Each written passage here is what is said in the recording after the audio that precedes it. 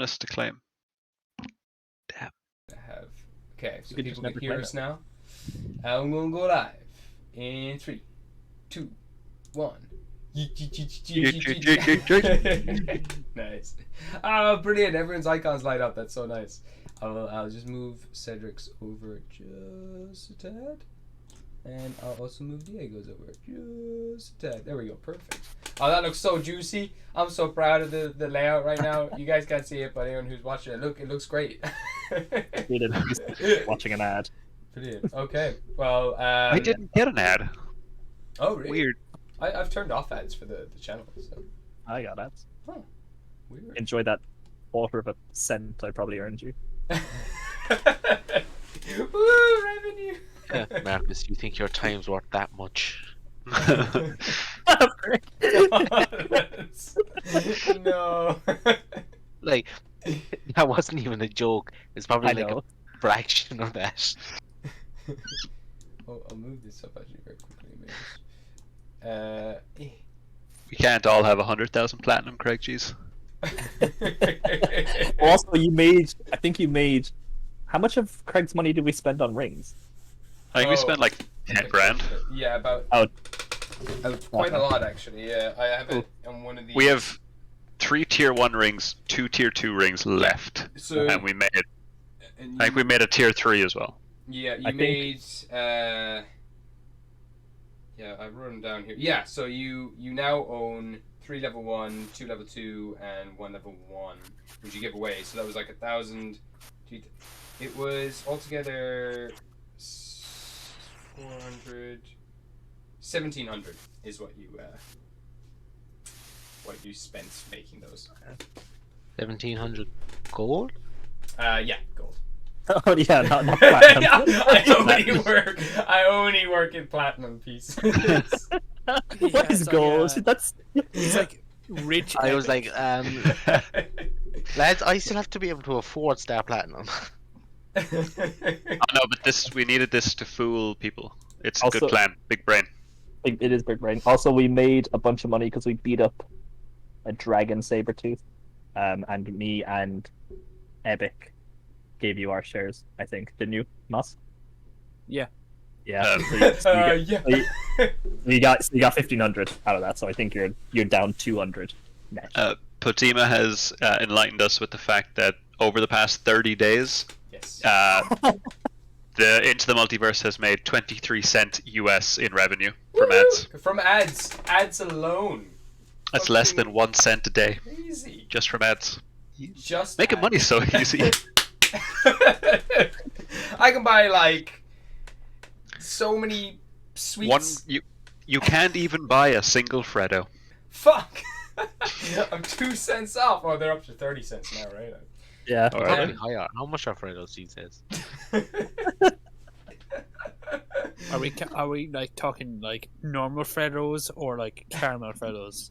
You Just think we can normal. afford caramel Freddos? A world we live in. I already thought they were in caramel form inside. Oh, Right over here. Anyway. 2020. Welcome to Into the Multiverse, everyone who's watching. Into the Multiverse is a series of D&D campaigns. It's a series of D&D campaigns all set in the world of Gostar. And each campaign is set in an alternate timeline or reality. And this alternate timeline or reality, this campaign follows that of the Yeeters. So, doing a quick recap of everything that happened, because Greg, you've been missing for a few sessions and it's been 2 weeks since we last played. So I'll go over quickly what has been going on. You've traveled all through the Vale with this Winter Ring. A lot of people are after you. Assassins, the Winter King's army is after you. Treasure hunters are after the ring. And so you devised a plan to start making these fake rings and planting them around the place as you travel to the Winter King to go and talk to him to see if his army is strong enough to help you deal with Lucy's army. Lucy also has an army of demons that she's been putting together, and people are getting scared.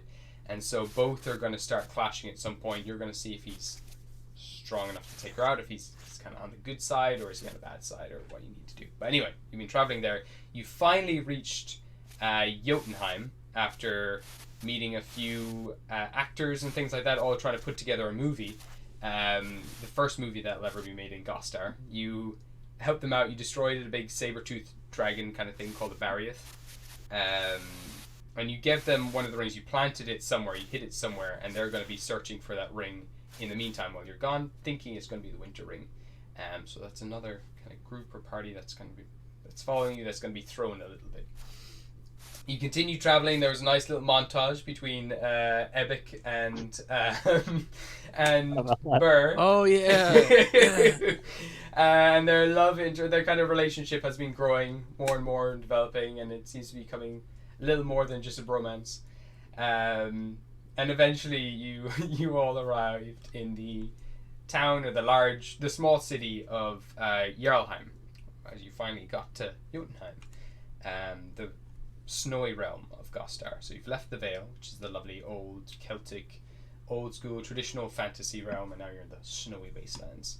Not that it matters too much, because the Winter King is waking up and he's covering the entirety of Gostar in a big snowscape anyway.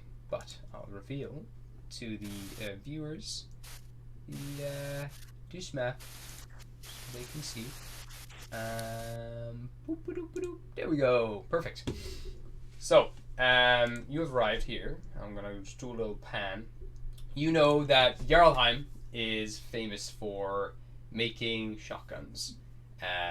It is a city run mainly by blood elves, who are a special type of elf, who were enslaved a long time ago by demons and now have like marks all over their skin, which are like a symbol that they have demon blood inside them. There's loads of different stories on how they became the elves that you know today, but they have a history of being enslaved by demons, and they killed the demons, kind of took on their powers, and they're kind of shunned in a lot of society. They're kind of scared, especially nowadays with Lucy's army kind of building up and demons kind of rising up in the world. People are starting to get a bit wary of tieflings and other people associated with demons.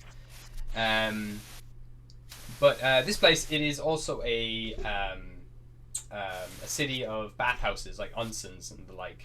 This city is like mixed between Norse, it's like Norse style and old Japanese style, and it's mainly an industrial town and a bathhouse town where they make shotguns, they make gunpowder, a special type of gunpowder which is highly explosive. And this is the city, so it's all built into the side of a cliff. As you kind of head up the city, you can see all these lovely, beautiful red roofs. You can smell sulfur in the air. Oh, that music's perfect. Turn that up a little bit. So yeah, looking up at the city, there's like big wafting clouds of kind of yellowy green smoke coming from like the sulfur pits and the sulfury hot springs. You can hear the sound of like tinkering and kind of mechanisms inside the factories, all building and forging things. And then at the very, very peak, you can see this beautiful castle built into the side of the cliff, made with these beautiful greeny blue tiles, and just has all these different layers to it all the way up. And the whole place is covered in snow, because you are now in Jotunheim, where it is constantly snowing. You can see a lot of carriages making their way into this town as well, and walking around the streets, there's mantis-like people, another race that exists here, that thrive here, this mantis race, all going around in these kind of silk kimonos, dashing from one place to the next, one hot spring to the next, just checking them all out. There's the clip-clopping of wooden data, these kind of wooden shoes, with these large kind of wedges at the bottom of them, and they clip-clop all around the stone pathways, kind of cobblestone streets. You've also got Kitsune here, which are a race known for their shape-shifting ability, similar to changelings, but their kind of default pose, which they actually like to show most of the time, as opposed to changelings who kind of shift between different personas constantly. You never really see their actual form.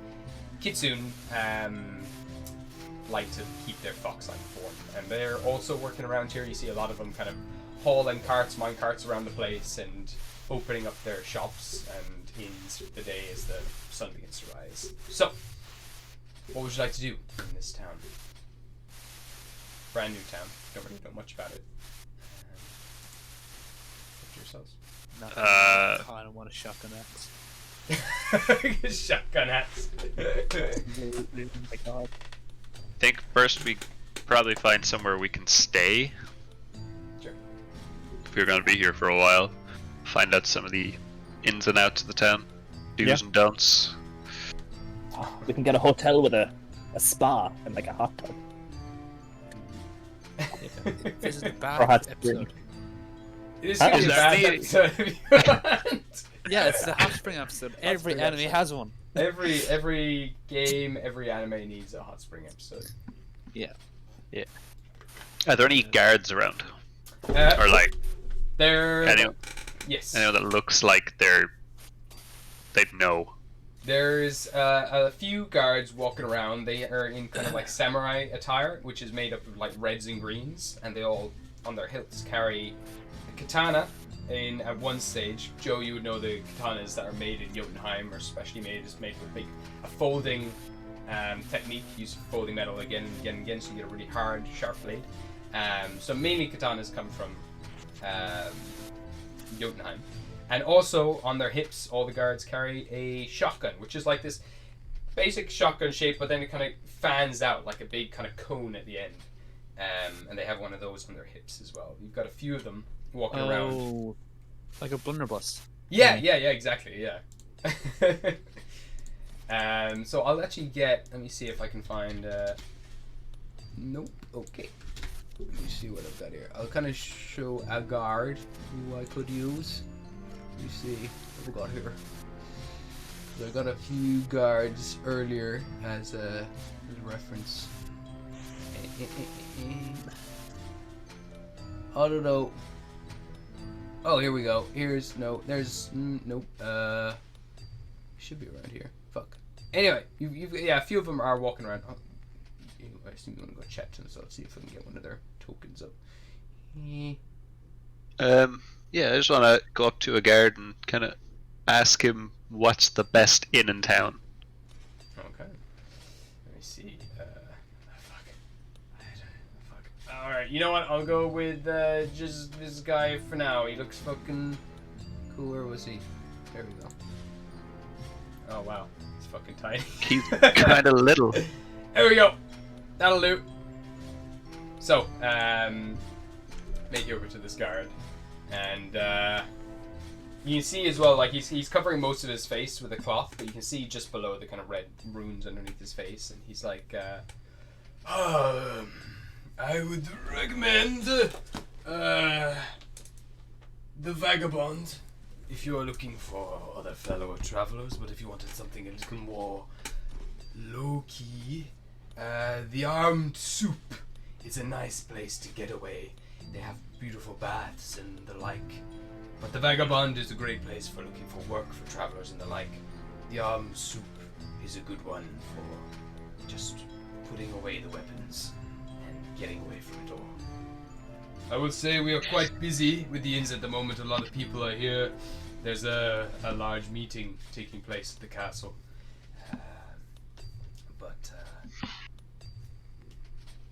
Thank you. No problem. So the Armed Soup or the Vagabond, or if you just want to go to one of the bathhouses here, I would recommend the Wet Noodle. The wet noodle.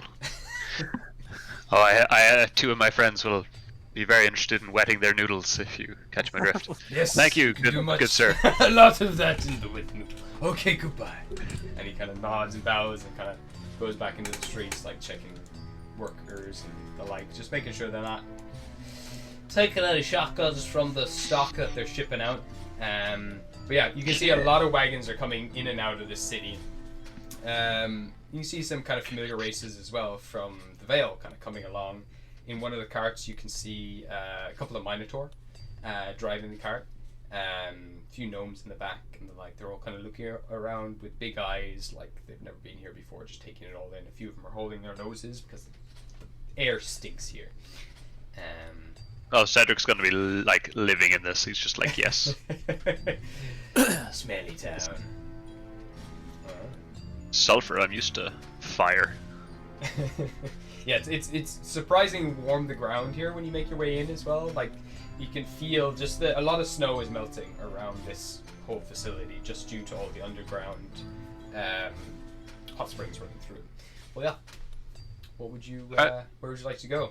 Got a few options: the vagabond, the armed soup, or the wet noodle.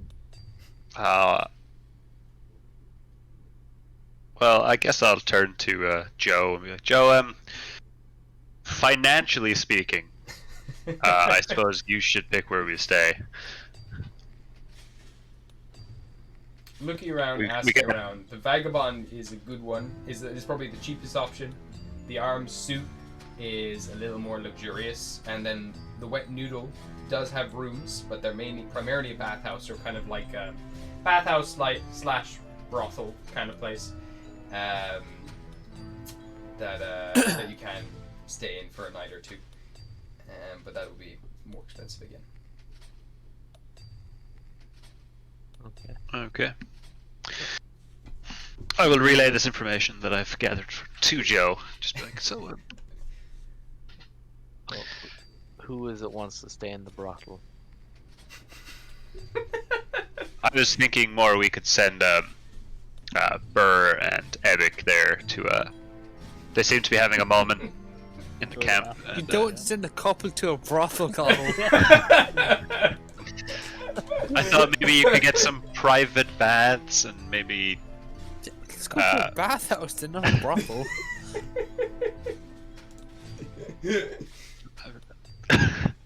You lived on a boat with eight dwarves. Just kind of thought maybe that was your scene. I guess. I just have the Yeeters there for now. How much are we saying for the? So if the two of them are going to the bathhouse, we can go to the middle one. Oh, you're there. You're The actually. vagabond it is. No bathhouses for anyone. Okay. So What was the middle one called? The soup. there's the The armed vagabond soup. is the. Yeah, the vagabond one. is the first one. The vagabond's like the cheaper option. It's for all kind of travelers looking for work. It's kind of like, you know, a classic place to find job posters and the like. The second one is the armed soup, which is also a hot spring place. That's the hot spring inn. It's like your classic what's it called?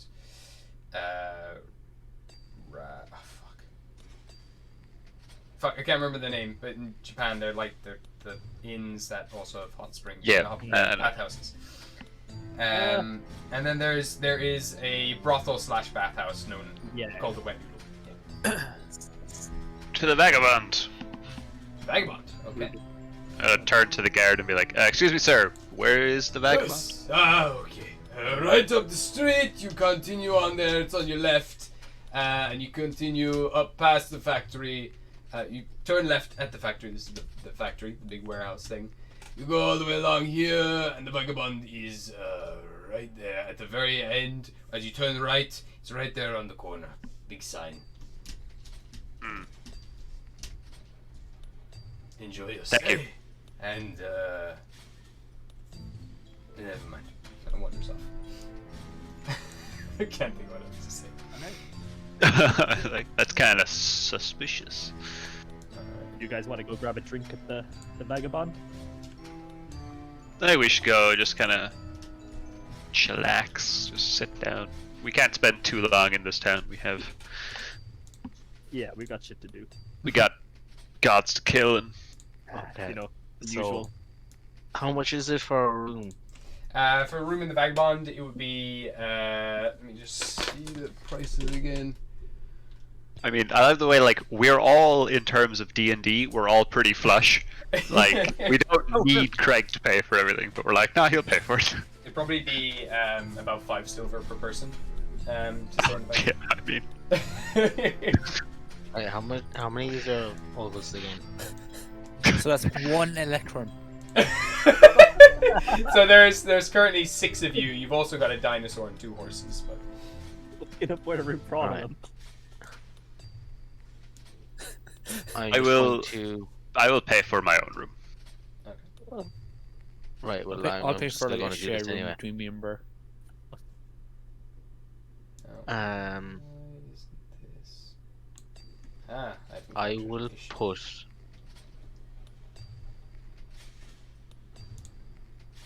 17 gold Aside. on the counter in front of the receptionist or whoever. Sure. Tell them I'm taking 4 rooms Okay. and they might have some walls missing. Perfect. Okay. I will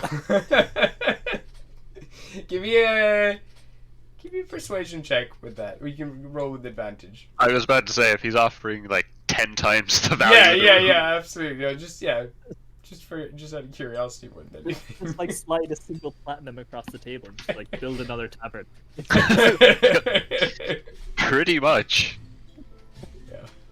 Okay, I got a 14. There we go. Okay, 14. Actually, you know what? I'm gonna. There we go. I don't even make the whole freaking thing. There he is. So you slide the gold over. He kind of looks at all the money over. He kind of looks at it all. Kind of raises an eyebrow. Gives a shrug and says, Oche? No, this is fine. Sure. Not really sure how to. Cedric's gonna lean over and go, and a bottle of whiskey, and I'll close my eyes and get flashes of a pale face and be like, no, whiskey, please. Perfect, Oh yeah, so- you have. Little. Yeah, he's just constantly needing to drink to stay sane. Yeah, okay, so he kind of looks a little flush, like immediately kind of reaches out into the bar, like starts grabbing a couple of bottles, just throws 2 on the table, and has this big grin on his face, and kind of bites the coins as well, making sure they're real, but eventually leads you all up to your room. On the way up, Cedric's gonna take some hearty slugs of whiskey. I'll get you to make Right. a con save for me then. A 6 on the first one. Okay, that's a straight up fail. So you are currently, I think, tipsy. Yes, you're currently tipsy, so you have advantage on charisma-based checks and saving throws. So you have just a nice slug of it back, and you just feel a little wobbly, a little lighter, and a little warmer as well. As soon as you get in here, this whole place as well is filled with like copper pipes. That have like hot water running through it that heat up the whole place really nicely, and you come in from the cold and immediately feel nice and snug, like you've been kind of freezing over in the back of the wagon that whole time. But it's nice to just like take the boots off, let things dry. There's a radiator in each room as well that's made up of a series of copper pipes that you can leave your gear on and just leave it dry out for the time being. So yeah, you all So basically, what I'm planning is I'm going to take, one of the shotguns from the town, modify it to attach to my armor, and just have it be like there, so that when I shoot it, instead of shooting bullets, it casts a spell. Oh. So, what level can I buy my way to? Well, you'll have to get the shotgun first, but that would depend on what kind of magical items can you make at this time. Like, what kind of level of magical items can you make? No way of checking this. I think there should be like, can you make like, uncommon or common or You're rare? level 10. Is it? I think you can make rares at the moment, wasn't it? Damn, really? I think so. I think you can make rares. Well, let me just see then. I'm pretty sure you could probably put a level 2 spell in it, if you were to get it.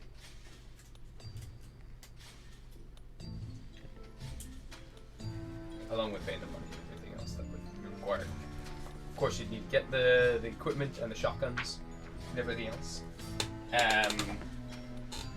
During this time as well, as you're all kind of unpacking, who's in what room actually, just out of curiosity? Do we have enough rooms for everyone? You got With 4 rooms, Yeah. so it's Burr and Ebic. Of course. They'll just need a single bed though. They're good. Yeah, yeah. And then A single bed, not even a double. No, a single. Epic's a dwarf. He's fine. But I'm thick though. He is galaxy wide. you sleep It's on it grand. lengthways. You have a nice big body pillow. I'll bunk in with Grug. All right. Probably Nice.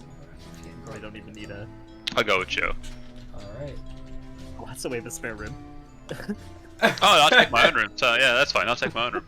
for all the animals. Cedric's gonna hand Joe one of the bottles of whiskey and then just turn into his own room. Just Nice. lie down in a real bed for the first time in Oh months. my god, yeah. Yeah. Fuck. It's probably back in Zavion's Tower that you went into like an actual bed of your own. Well, probably, yeah. Yeah. So long time. Yeah, you've literally been traveling for ages now. That you. Yeah, at least a month, or if not more, since you've been in Zavion's Tower. Joe, you can have your Toto in there with you. And I'll say that because you paid such a high price as well, the innkeeper, which I will call Esbin Mooncaster. Esben. I'll write that down so I don't forget it. Just admitting to being a bad DM. I don't have a pen. Now I do. That works. It's like one of the only things you actually need to have, Gabe. It's a pen.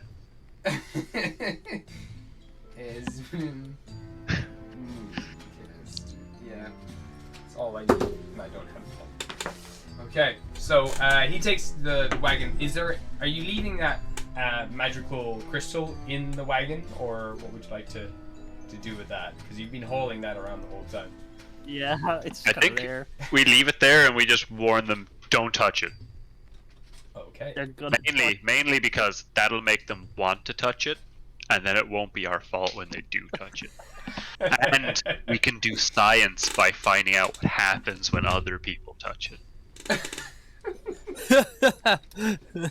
Perfect. Science. Well, We're gonna come back a whole bunch of skeletons around the car.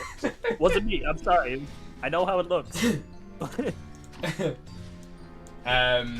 as you do kind of though unload all your gear, you take your feet off, you kind of sit on the bed for the first time, Cedric, and you're just kind of your whole body's being to shut down and doze off for a second when you hear a knock on your door.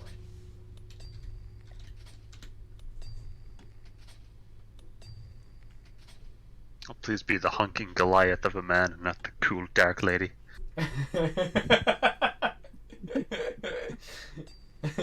you gonna get up, or you gonna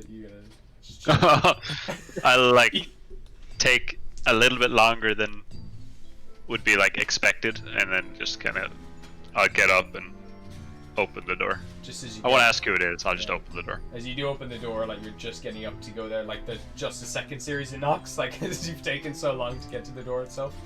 But eventually, as you open the door, you see standing at the other side there is Sora, the blue dragonborn, who you had met previously in Brian's Tower, who was a member of the Chronergy. She's got a hood up. Azure Dragon, I believe. That was it. She'll put that So in. she's didn't expect to see you here. Come in. Pulls up her hood, kind of walks inside, closes the door behind her, and she says, Cedric, I've heard that you managed to extract the crystals from a fallen meteor not too long ago, maybe a few weeks ago. I've been looking for you. I'm hoping to... Crystals. Yeah. I touched them for a second, I think. Right. Worrying. Well, Please, I'm a little I- older than you. I could be your father. I made my way over there about a week ago, hoping to offer some for myself, but by the time I got there, it was all gone. Taken by a bunch of automatons. I don't know where they're from. But then I, with the help of some spells, found you and found that you were carrying some. Some is maybe a bit of an understatement. Your eyes light up and she kind of has a little grin, showing a few of her teeth, but then kind of tries to compose herself again. She just sits on the bed and tries to relax and kind of twiddles her thumbs. And she says, your pocket watch. It was made using a very fine powder of this same crystal. We only found a fraction of it years ago. Managed to build a whole series of different contraptions. The giant contraption that you've seen in Brian's Tower is one.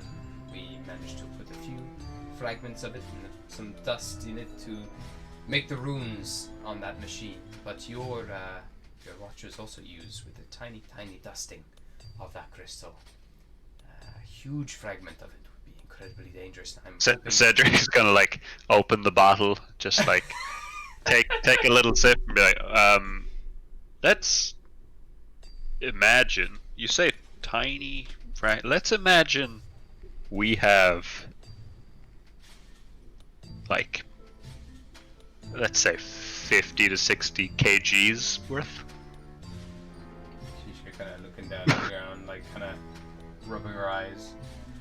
The giant clock, to keep things simple, in Brian's Tower was made with she makes a fist and just kind of holds it up as like about this much of the crystal. We could run that entire machine. We can look back through time with it. With something that size, anything is possible. I need you to give me the crystal, and I will keep it safe for now, because I do not think walking around with it in your wagon is the most safe. I just saw you guiding the elf who runs this place casually to bring it into a warehouse. We did tell him not to touch it. You see, she's kind of scratching her head. We'll see how that goes. Luckily, not many people can touch it, but if someone found a way to it, the very fabric of reality could break if someone knew how to harness that. I'm already concerned for whoever stole the rest of it back in the crater. Okay. So I was hoping maybe I could take it off your hands for now. In return, I could maybe offer you something. You seem to be, keen on combat and fighting your way to the Winter King. Maybe I can provide you with weaponry that might help you on your journey using some of the crystal. Weapons that could bend and warp time, perhaps, to your advantage. Similar to your pocket watch. this interests me greatly. Typically now, we do not make weapons from this crystal. We are... Gabe, will you turn your mic up a small bit? Oh, shit! Yeah, of course. Okay, I will do this. Not for me, for stream. Yeah. Balls. I test that before and it just goes back down sometimes. Sound mixer. Bring it up. OBS. Just a little bit. You're a little bit quieter than us. Yeah. That should be better, I hope. Maybe not. I don't know. Is that better? No? Maybe not. I'll let you know when chat. Yeah. updates. That's strange. Yeah, I can see the audio. Did we get her name, or do we still only know her as the Azure Dragon? Her name is Sora. Does Cedric know that? I think so. I'm not sure if I mentioned it or not. Maybe I didn't, actually. I don't think you did. Okay. So I'll sit down and go. Azure Dragon. I have no quarrels giving this to you. The group only has it on my request. We are part of the same group. This chronology.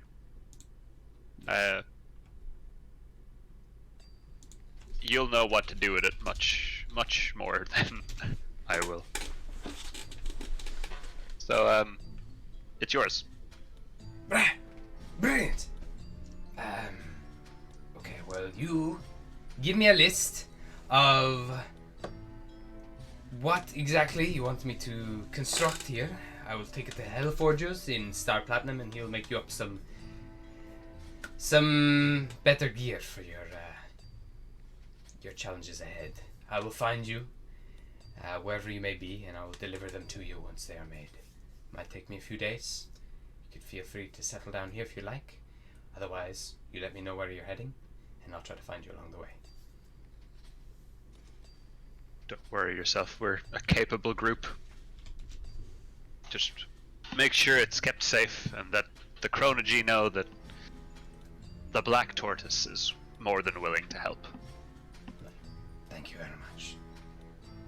And she kind of gives a nod, and she turns to you and she says, "Do you mind if I take it from the wagon itself? Is that okay?"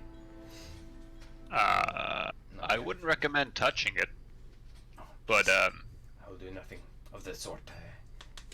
She wiggles her fingers, and you see a few objects around the room start to levitate and float in the air.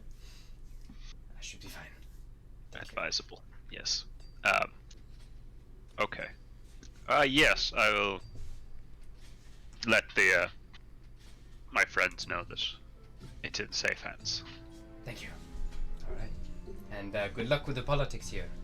I hear they're having a bit of an issue with the mines at the moment. They could probably use the likes of you. But, I'll see you later. So, If there's anything else you need, let me know. And she rummages through her pouches and pulls out a sending stone with some blue runes carved into it, and places a sending stone in the palm of your hand. Just give us a call. She heads out the door. I want to remove this from the wagon. And that's my equipment. Now, is there anything that you all wanted to do while you're in the rooms at the moment? Grog's there. He's already kind of clambering into the bed. It's just a single bed that he's kind of pulled out from the walls so he can lie in it properly, and it's already kind of creaking and buckling under him slightly. He's like, "Ugh, it is so good to be lying on not the floor." I am just Diego's just gonna wander over and just kind of tuck him in. Nice. And then just pat him on the head. Sleep well, big lizard. I will sleep all the good well. This will be so good. My room is just starting to look like that one meme where he has all the pages and he has the pieces of tied up. string connecting everything. Of the thread. Nice. What is it you're doing? You're trying to figure out how to like construct the giant I'm just trying to shotgun thing. optimize gun as much as possible. Nice. Could I haggle my way into a third level spell? It depends if you have That I know that I can cast. If you had someone who actually worked on these guns, and you managed to, you don't even know the blueprints yet. If you were to get a gun, you could build it. You can make it shoot second level spells, possibly. And possibly if you worked with a few other people, you might be able to do something like that. But for now, with the resources that you have, you'd only be capable of making a second level spell. Perhaps if you found someone who's a little more used to the gun and a little more used to the mechanics, and maybe knows a bit more about invention than you, you might be able to find, or even the same level as you might be able to work something out. But you currently haven't gotten to that stage yet. What time is it actually, Gabe? You would have gotten here kind of around just as the sun's starting to rise, so it's kind of morning time, roughly. Oh. Yeah. Or actually, no, I think I got that wrong. I said it was morning, but I think the way we left last time, it probably would have been close to around, just after midday. Maybe, I don't know, we'll say 4. Say 4 of the Maybe I'll getting into bed. day. I guess you've been traveling the whole time. No, Cedric's an old man. He's just like, His beds are fucking huge as well. I don't know what made them so big. Like 20 feet long. There we go. Perfect. Have you all this in your respective rooms? Help yourself if you want to do anything. I know that they're actually sharing a bed. It's so Yeah. good. Yeah. I didn't think things got that Wait. serious. The big question: who's on top and who's on bottom? Why have I made? That's actually a really good question. Wrestle Flip for it. a coin. Nice. Heads is Burr, tails is me. You can just both be switches, man. It's alright. Just constantly rolling around. Oh, they arm wrestled for it. Oh my god, the whole place is Tails. destroyed. That's why we paid so much. Yeah, that's what you paid, just so that you could have arm wrestles here. There we go. I mean, I assume we're just gonna nap until like tomorrow morning and then start doing shit around town. Or are we gonna go out on the town for the night? That's literally I'm terrible. gonna try and think up interesting time-based armor and weapons. Okay. I've got a few in mind as well, like put to the side. But So, we got a room here. We got a room here. There's another room that can be here. So We got a could be- whole floor. I don't know. I mean, We'll go. Also, Diego's gonna be sleeping on top of the wardrobe. He doesn't like beds. Interesting. Too close to the ground. Oh, that's kind of cute. There we go. We've got your rooms here. So you can sleep in a wardrobe. I've got a wardrobe. I don't know I'm doing all this, but like I figured it'd be there'd be just a lot going on for me to account for everything that you wanted to do, but okay. Oh fuck. Okay. So put Diego on top of the wardrobe and sleep there. Grog's there like he's gonna pull the other bed like next to his one so that just to support his weight slightly and balance it out. He's just like out like a starved fish. Just kind of take it all in, just kind of bouncing up and down. The beds are kind of creaking and bouncing as he does. It's like, this is so much fun. We are like brothers sharing a room. We should fight. And the walls support a single one of our fights. We should absolutely fight the holy shit. Okay, I will go first. And he runs over to you and just tries to grab you. And he's gonna try to bull rush you, just like push forward into you. So I'll get you to make either an acrobatics check or an athletics check. Oh, I'll make that. I got a 28. He got a natural 20, so that's like a Fucker. 20. There's almost a 30. So he just immediately just charges into him. You grab him, you brace yourself, but you are not ready for him just to keep going. Like, he doesn't just pin you to the wall, he just like crashes you straight through the wall. The wardrobe shatters underneath him, and you go flying out through the wall, smash through that wall, and then crash slightly against this wall, like breaking the door off its hinges and like tumbling into Cedric's room. And you see a giant grinning Grog just looking at you. This was great! So much fun. Oh, that is good. That is good. Okay, you go. Your turn. Okay. Diego's like just gonna lie on the ground dazed for a few seconds, and then he's like, "Oh, I can't possibly. I think you've broken." And then he's just gonna jump. Oh right no! Our table. What was It's broken.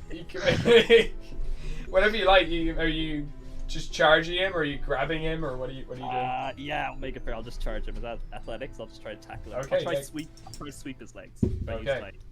he's like 3 times the size of me. Nice. Okay, so he'll make an athletics check against it. What do I make athletics? Is it Athletics or acrobatics? It's up to yourself how you want to do it. or acrobatic? Yeah. All right. That is a cool 23. Okay. Let me just get Grog up here. The character. Where is he? There we go.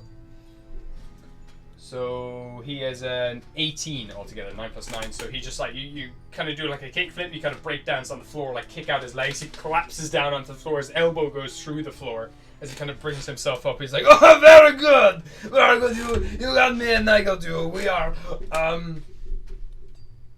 1-1." Can Cedric With one YO consciously like prepare a misty step in case he needs to avoid this conflict? Sure. So you just charge me. He's kind of getting up and pushing himself up, and the floorboards creak below him as he does. And you can see now, just like down below, looking up through the crack, is the blood elf who owns the place.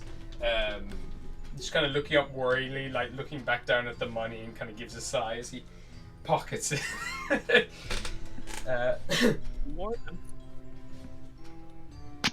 Alright, you better fucking sleep with one eye open, Grog.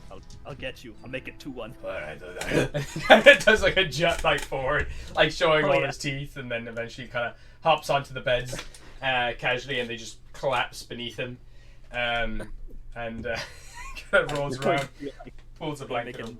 a nest out of the splintered wood. Yeah. It's better this way.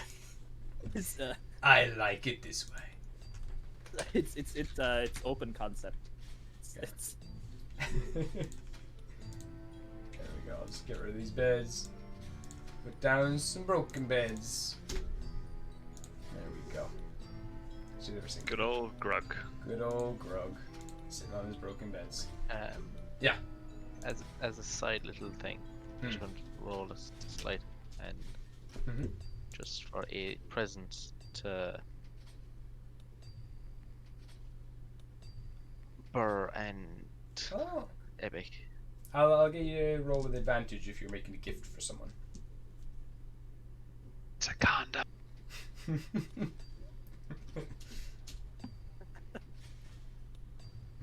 I got 29.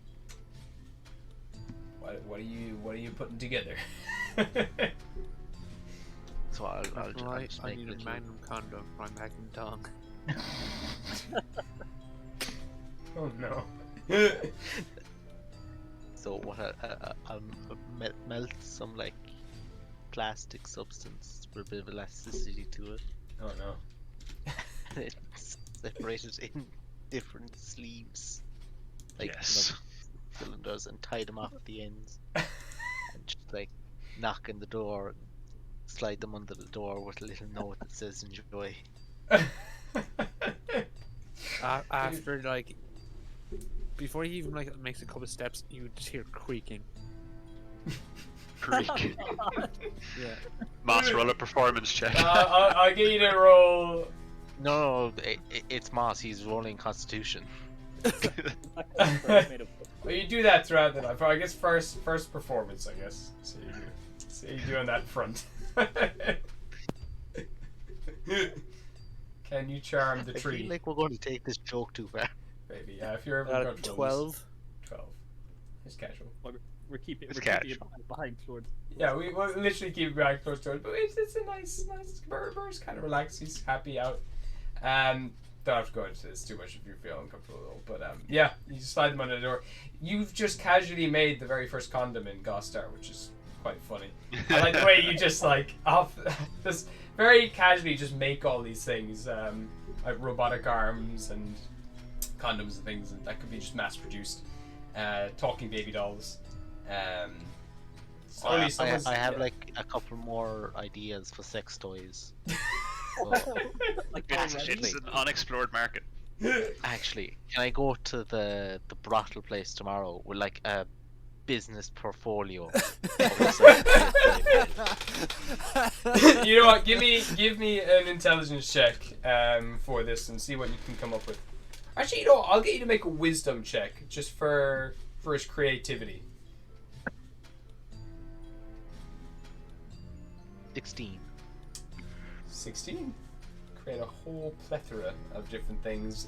You know exactly how you can make them, how you can invent them, and you put together a portfolio that day, which you can take to the brothel either tonight or at a later point. But you've got a nice, promising portfolio. You were just the businessman of this group. It's amazing. There's been contacts all over Gostar. He's funding the There is just one question. You know, the way that like my whole armor's electric and like I Yeah. have really good knowledge of that. Mm-hmm. I can make vibrating items, yeah. Yeah, no, absolutely. Yeah, that's good. It's pretty easy. You just send a small charge through it. Keep it humming. Yeah, you have a bunch of... Again, probably first time this is used, they probably used other things like, you know...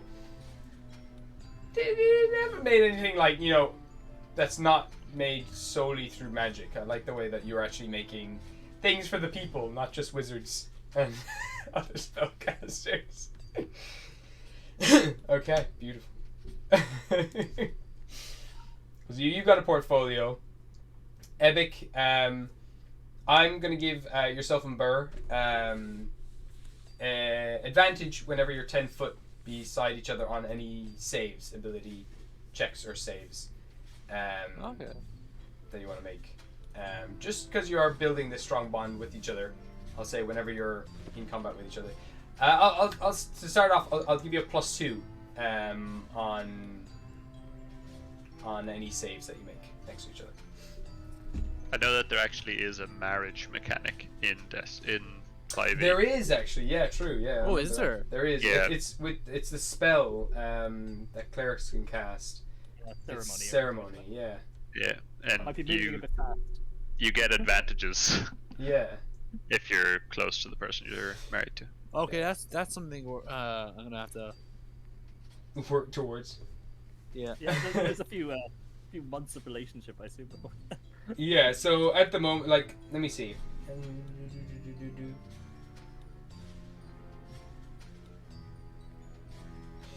For now, I will say you have +2 on saving throws if you're next to each other. As long as one of you is conscious, or as long as you're both conscious, or yeah, as long as one of you is conscious, yeah. Okay. So, Grog and Diego trash the room. Cedric, you're slurping through the whole bottle of whiskey. I'll get you to make just give me three con saves.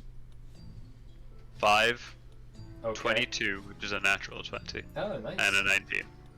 And a 19. Okay, so the last ones you're fine, but you are currently drunk. So you think you have advantage on everything, but you actually have disadvantage on everything at the moment. It comes I'm just gonna like start writing down like loads of ideas that I think are good ideas for time magic, but are like really not good ideas. fucking crazy. Fucking, we'll get some. I don't know what kind of ideas would Cedric come up with. Do you think? Armor with like 3 question marks after. But, like an egg that rebuilds itself every time you use it. Oh my god. Just for you all as well, as you take this rest and you all come up with great ideas and everything, and just because they're all really fun, I'll give you all advantage. Not advantage, inspiration for each of your characters. I have some ideas that aren't stupid as well, but I'm not sure how to. Please come up with them. Yeah, you can send me Make on them. anything that you do come up with. But I've got a few ideas as well, so I can try to combine them all, and they can take on whatever ideas that you have as well. And she can try to, Sora can try to manifest them, try to make them all up.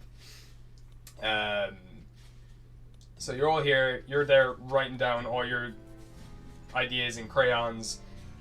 Joe's making his beautiful portfolio, like with the, he's getting out like his what's we call it, like just rulers and compasses and everything, just making all these beautiful designs.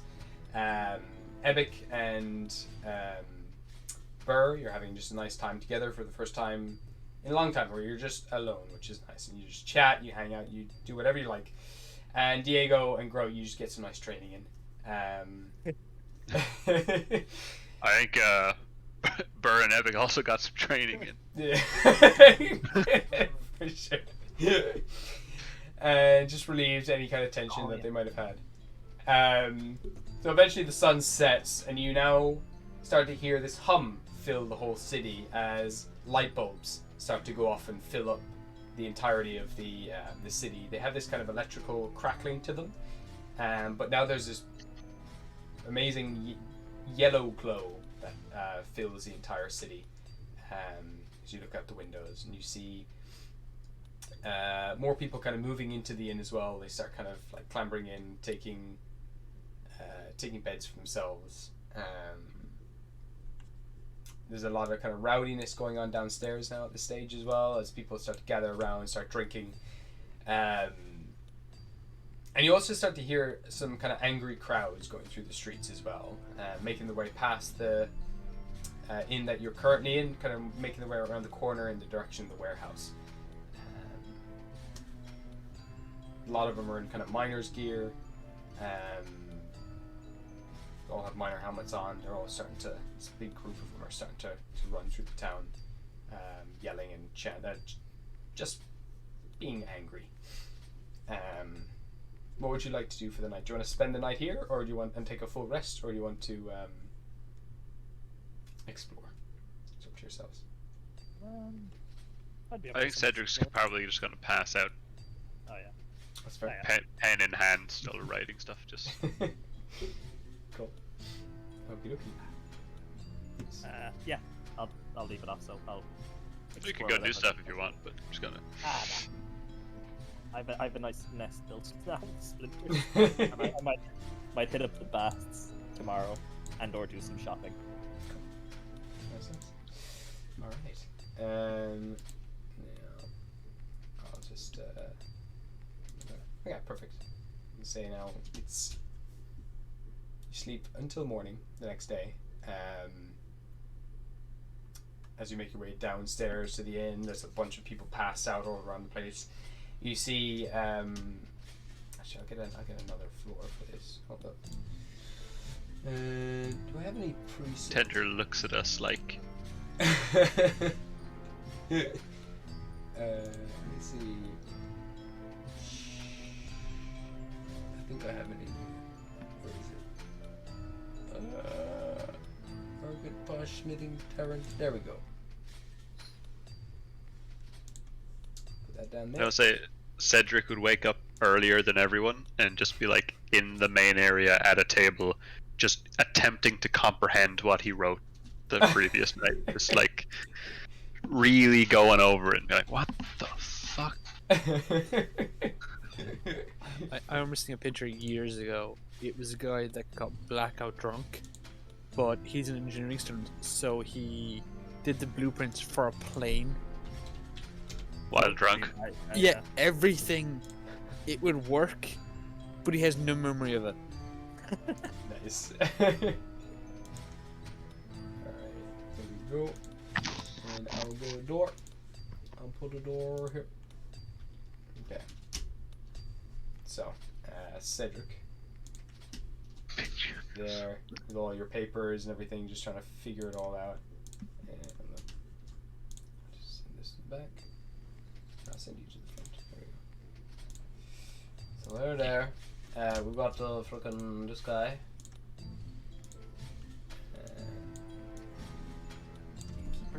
Whose name is Esbin. Esben. I will order. Look to Esben. Esben, full breakfast and a coffee. I guess they have coffee back this time.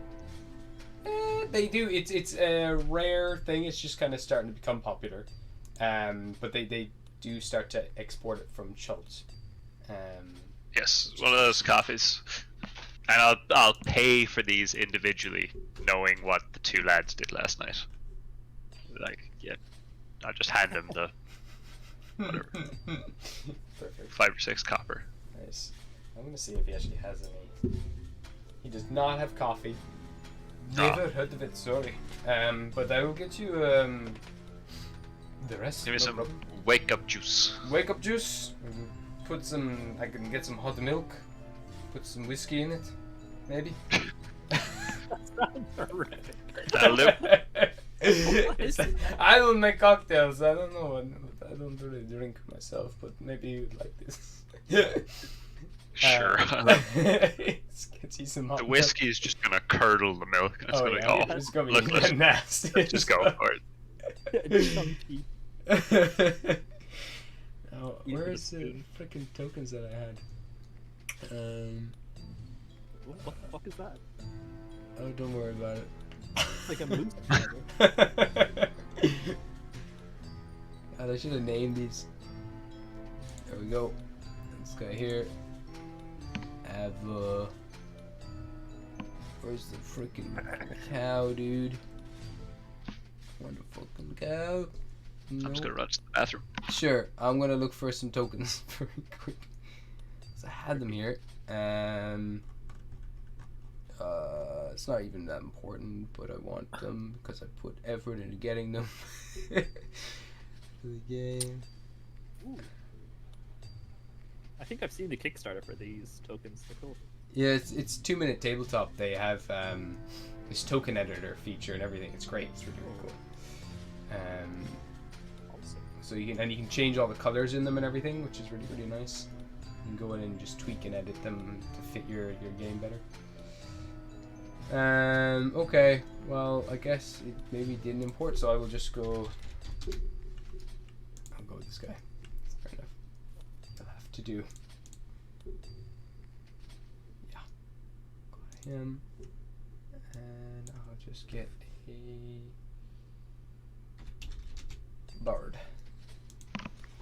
I don't know why that reminded me of it, but there is a movie called Abraham Lincoln Vampire Hunter. Oh, Great I movie. love that. Does have I a really shotgun like that. axe. It's such a good movie. He does have a shot. It's such a weird movie that it came out as well. It came out in cinemas. Yeah, it was a great movie. Yeah, I remember there being like loads, so many. It kept going. The movie. I remember that. Like it was like you kept thinking the movie's over, and then there's like another layer to it, and another one. Yeah. I remember that. It was like really badass. Like he was really fucking cool. Yeah. Okay. I'll stop with the putting everything around here now. Here we go. That'll do. I have a couple of guards here. Just drinking at one of the tables. Okay.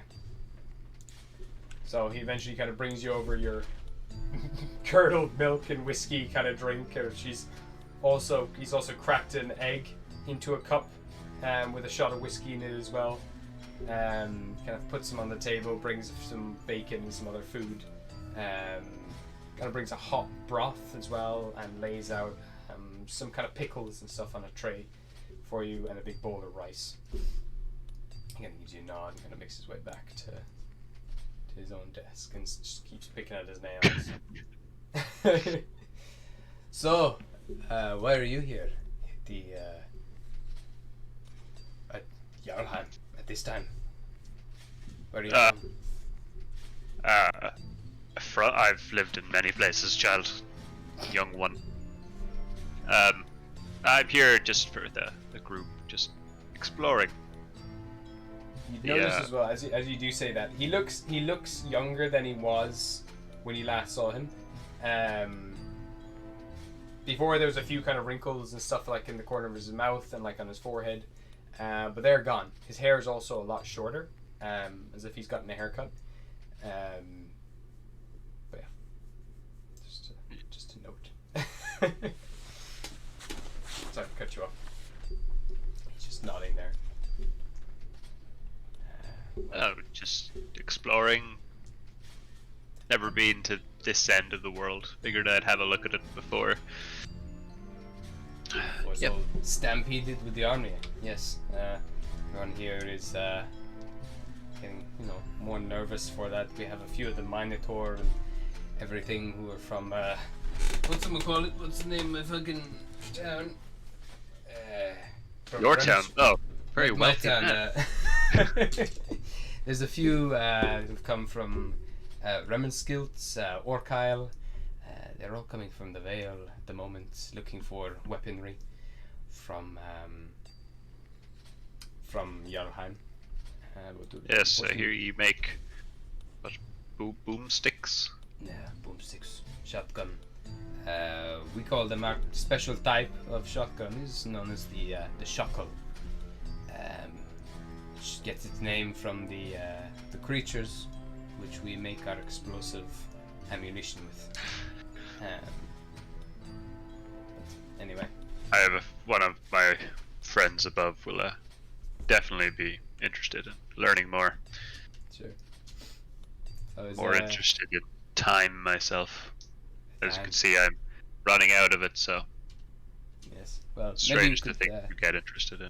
you could give that rock a rub. Maybe it might help you. Which rock? Nothing. Did you touch? No. Did no, you touch no, our rock? No, I'm just kidding. I was just thinking maybe You know, do that's- look a little younger, come to think of it. Starts panicking. He's like, should I go check on your friends? Do they need a hand? No, they're fine. Don't worry Okay, about it. okay. I'll have another breakfast, please. I'll look at him like I'm not paying for this one. Kind of looks a bit fidgety and goes into the back again and starts frying some meat, some bacons as well. Some bacon strips. And that kind of waft comes from the kitchen again as he hurriedly goes off. The rest of you say, is there anything you want to do? At before that you- as well, Cedric's gonna get up and like go towards the stables to make sure that the rock has been taken.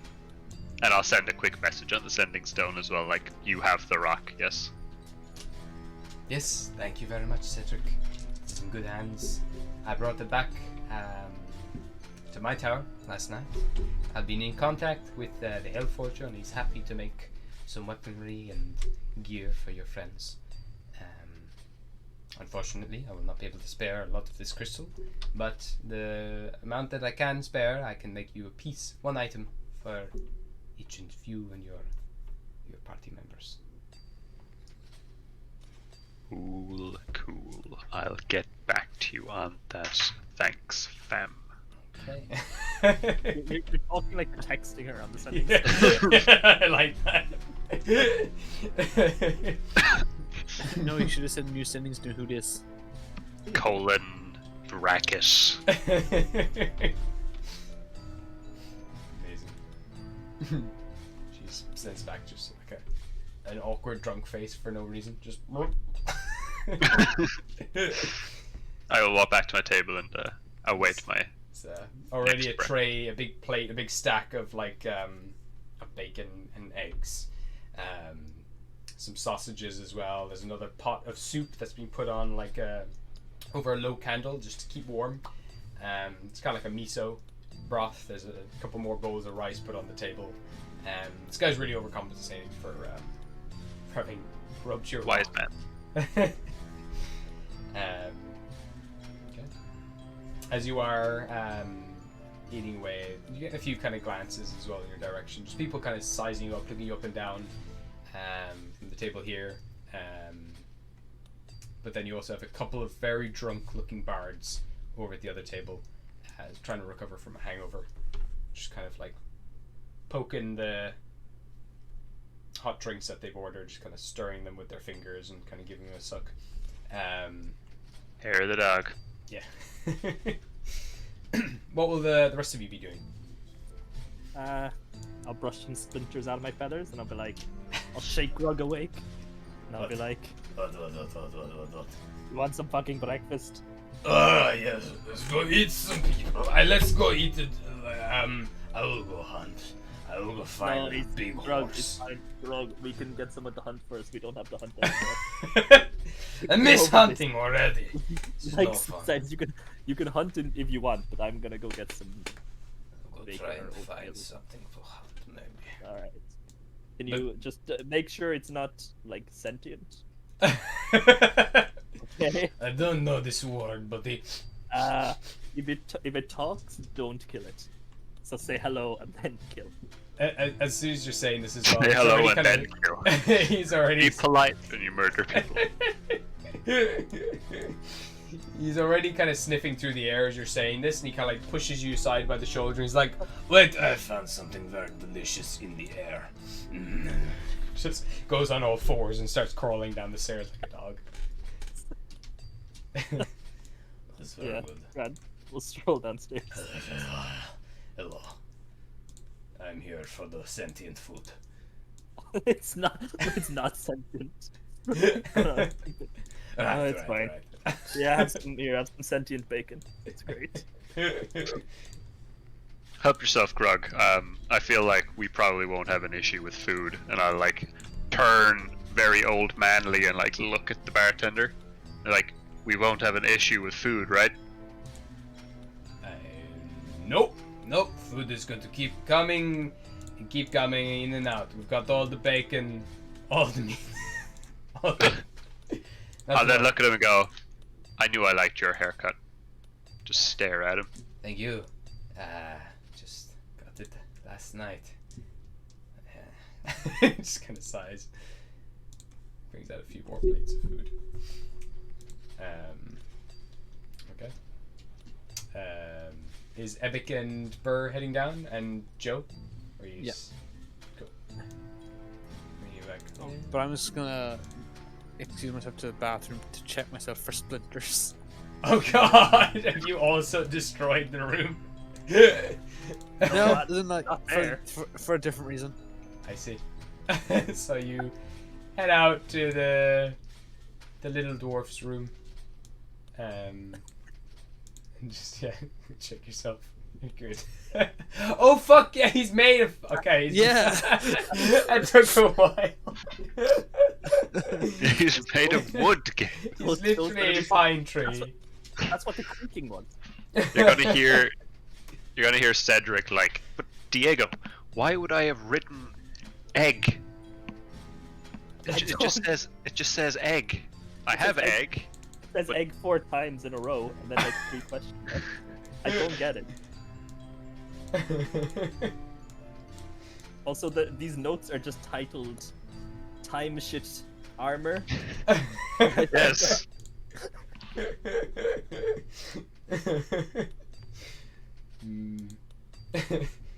Amazing. I'm gonna pick up the curdled milk and whiskey. Like, Grug, Yes. this is the local drink. You should try it. Ah, very good. It looks like someone, like a bird, shit in the cup, but I will drink. Hey, that's rude. I mean, it kind of smells like a bird died as well. I'll just give it a sniff. It's like, yeah, it's fair. Yeah. Throws it back. Can't save. That's a natural 1. You see him just kind of throw it back, and he kind of grins, and then there's like a shiver all over his body, and he kind of collapses through the table and like starts clawing through the whole room, and just tries to get away as quickly as he can, and just starts wrenching in the corner, just like grabbing the walls and like pulling the actual like planks that make up the walls like away from the thing. I think they would all be made out of like very kind of thin board actually, so his fists are just kind of being driven through it, and they're just like dragging down as he's vomiting in the corner. And you we're literally the worst guests. Everything hurts. Stand up slowly, walk over to the bartender, and just I'll put another gold on the counter and just be like, maybe not whiskey and milk. I'll just turn around and sit back down. I will call it the stinging lizard. And he kind of starts taking notes down, and like got a little journal, says like cocktail ideas in, and he starts writing them down. No, I won't. No more stinging lizards for you, but perhaps. Okay. Epic, give me an investigation check. Odd.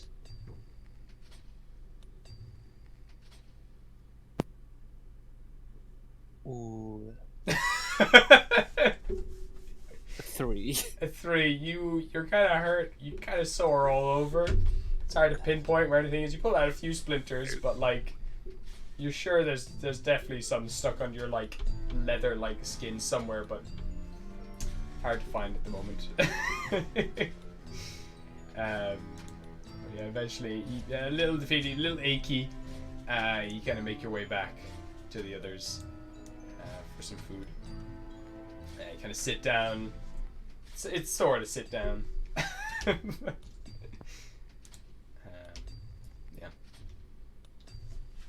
Alright. So, as breakfast comes to an end, Grug finishes vomiting.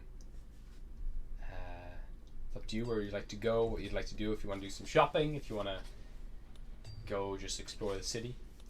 Totally up to yourselves. Actually, as you are finishing up, the Minotaur has been kind of looking at you all for a while. Should actually be a little bigger. Will eventually start making his way over to the rest of you. And then kind of go right behind you, Diego. Put his hands on his shoulder, on your shoulders. Give him a squeeze, and he just says,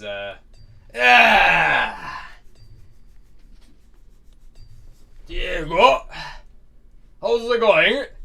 How's your cutting? Squats down. Wait, did he know my name? Did. Hello? Nice to meet you. How do you know me? Know you anywhere? You look exactly like your father, you do. I've only met you once or twice. You're only a tiny little hatchling when I did see you, but barely any feathers on your body. But you look exactly like your father, you do. How's it going? My name's you probably don't know me, but Yeah, I think I remember you. You're not one of the fighters, are you? No. I'm a farmer myself. My name's Benedict Greybell. I'm from the town of Remskilt, and just here looking for some guns to help me people defend themselves. There's been a lot of attacks recently, and we're here to grab some shotguns and the like. We heard that they'd provide.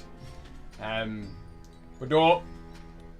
Yeah, sorry for the bit of a weird introduction there, but thought I'd just come over and say hello. A friend of my father is a friend of mine. When was the last time you saw him? Aren't you? I was gonna say you're not wearing your father at the moment, are you? I'm not. I was also weird. gonna say that. Like, I'm wearing his skin. So when did you last see him? So this guy as well, by the way, he's a large Minotaur, but he's a Frisian Minotaur. So he's like, I had another token for him that I made up, I can't find it, but he's, you know, black and white Minotaur, with horns, absolutely jacked. He's a bit of a belly on him. At the moment, he's just got a big fur jacket on him, white shirt, and some kind of thick enough looking leather pants, and kind of big pairs of boots on him. Sleeves all rolled up. You can see, like, even though he's kind of put on a bit of weight, like he's not like, you know, lean by any means, but you can tell there's a lot of muscle still underneath the layers of blubber. Yeah. But he squats down anyway to kind of get to your level. He's pretty big. He's about 7 foot tall. He kind of squats down to you. But how old is Diego again? Or how old was he at the start of the game? Yeah. So he's 20-something now. He was like 10. He was 10. So, okay, yeah, perfect. I'd say about 5 or so years since I last saw him. We were close, you know, you and him. He helped me with a few different things that were going on in our town. Town's not been the same since. It's only myself and a few others now looking after it. And, you know, we're short of people looking after it with the winter army's kind of coming in and raiding, so I thought I'd come here to get us some nice gear to Your town is Remskilt. Remskilt, it's a farming town. Where is that relative to? Just kind of from Jotunheim, you go east.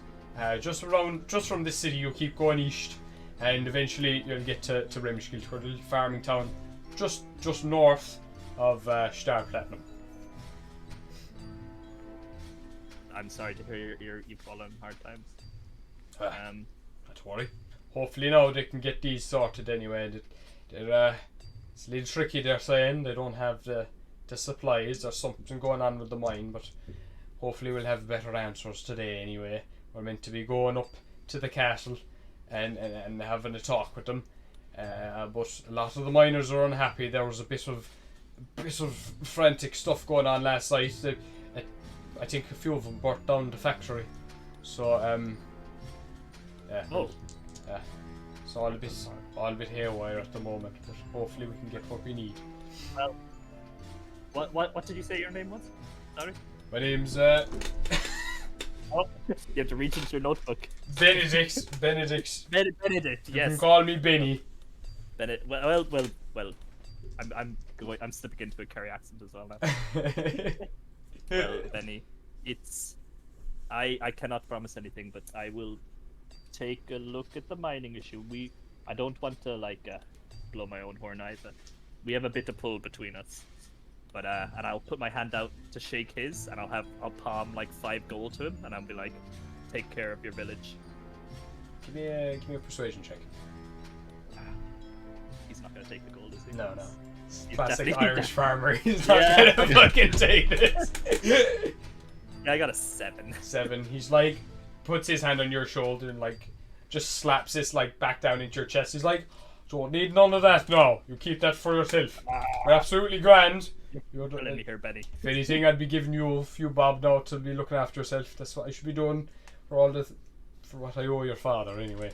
Well, He helped us with a lot of I'll chime up and go, oh, don't worry, Benny, we're eating for free, and I'll turn and stare at the bartender again. He's stacking up more meat you just take every opportunity to threaten the bartender.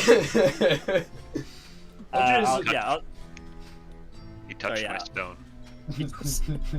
I'll turn back to Benny. Well, I will see what I can do about the mines, and if I'm ever in the area of Remskild, I'll swing on by. But I have a sneaky suspicion the armies of winter won't be a problem for much longer.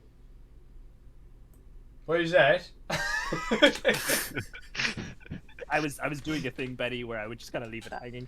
It's fine. That's no problem. You can tell me later. Look, I'll leave you to your meal now, and I'll be over there. If you're free around town anyway at any stage, we can have a catch up, and I can tell you about your dad and what he was up to anyway when he's all travelling around. He talked about you all the time anyway. He said he's got to get back to you. Unfortunately, God's bless him, didn't make it back.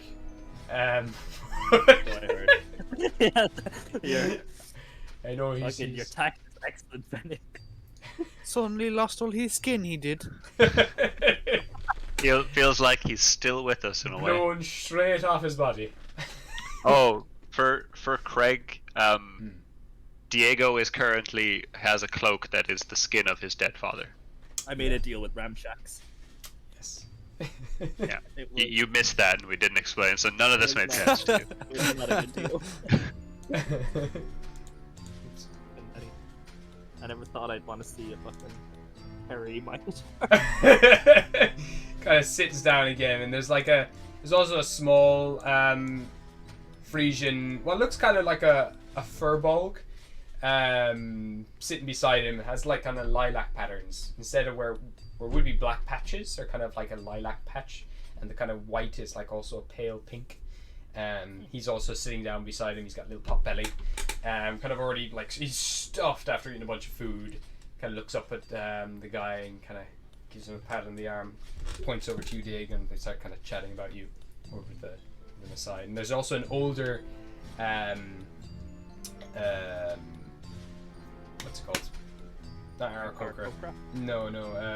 Kenku. Yeah, a very old-looking Kenku. Who's also joined with them. She's also covered in just a bunch of traveling robes. She's got a small cane as well that she's just propping herself on. She turns back to the rest of you, gives you all a very kind of cracked smile, squinted eyes. She's just really old. She kind of gives the nicest smile that she can give, but she looks kind of terrifying, as she does, and kind of turns back a little shaky.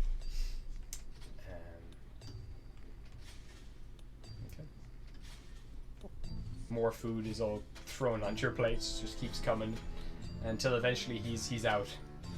Hannah has to apologize and just says, I'm very sorry. We'll be getting more orders in later today, but for now, this is our entire supply of food. Stand up, walk to the bar, put 2 gold on the counter, and go get double what you normally get. Just turn to the table and sit down. You know that this is not enough for. Get double. I don't think you understand. Waves his hand and kind of gives a sigh. Double. I'll turn to the groups like, all right, what's everyone's plans for today? I'm thinking a little shopping myself, maybe a dip in the bath, and maybe talk to some miners. Apparently, You could surely talk to their Like parents, Diego. children, yeah, or But- actual miners. very good, Cedric. Drink your milk.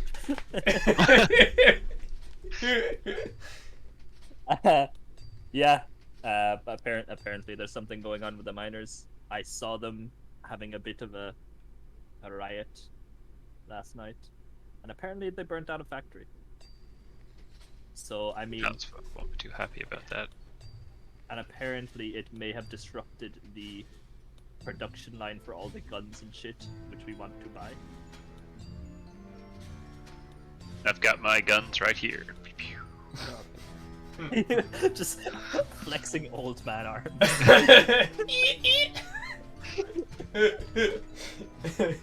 What is Cedric's strength out of curiosity? He's Dragonborn, so it's 10. It's standard. Yeah, pretty good. Pretty strong for an old man. Yeah. All right. What about you, Joe, Epic, and Burr? What are you guys doing today?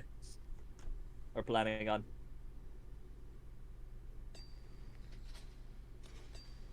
I don't like gun acts, but I'll wait until everyone. We figure out what, like, are we gonna all go to the gun store? I think we all kind of want guns. I'm not. I feel like this is like one of those towns as well that you might find in like France or something that has like 9 or 10 like knife shops. That like you keep passing just knife shops everywhere you go.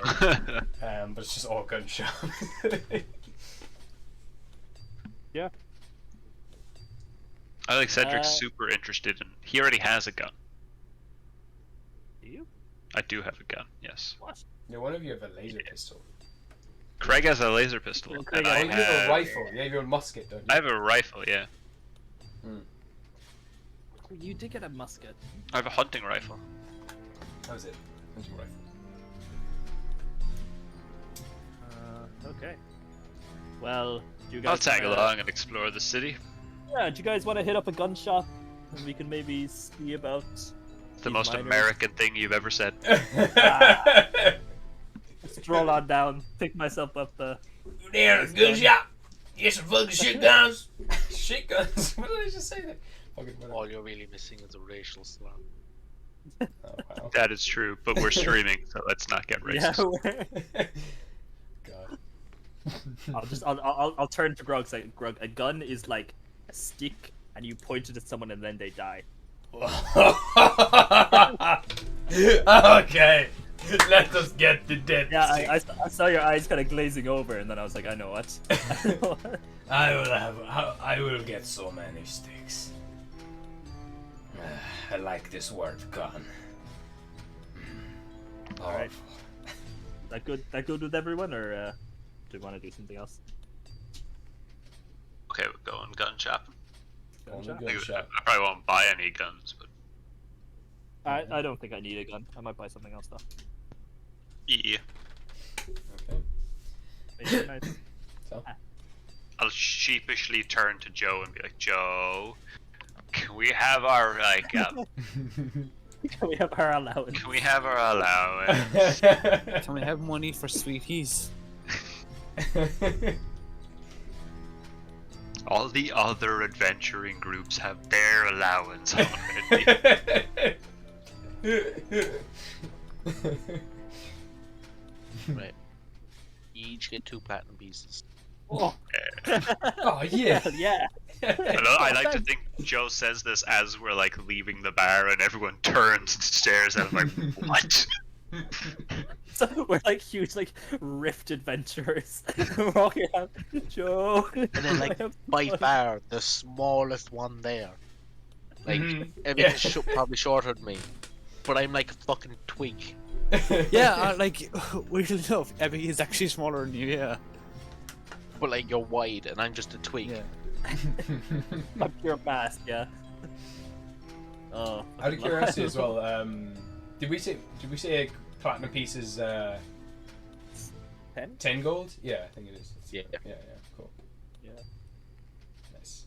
Oh my god. Still a lot of money. It is, yeah. You say you were giving them all 2 platinum pieces or 20 platinum pieces? How much? 2. 2 platinum. Okay, cool. Yeah, it's still a lot, for sure. Just like handing out just 200 euros to everyone casually.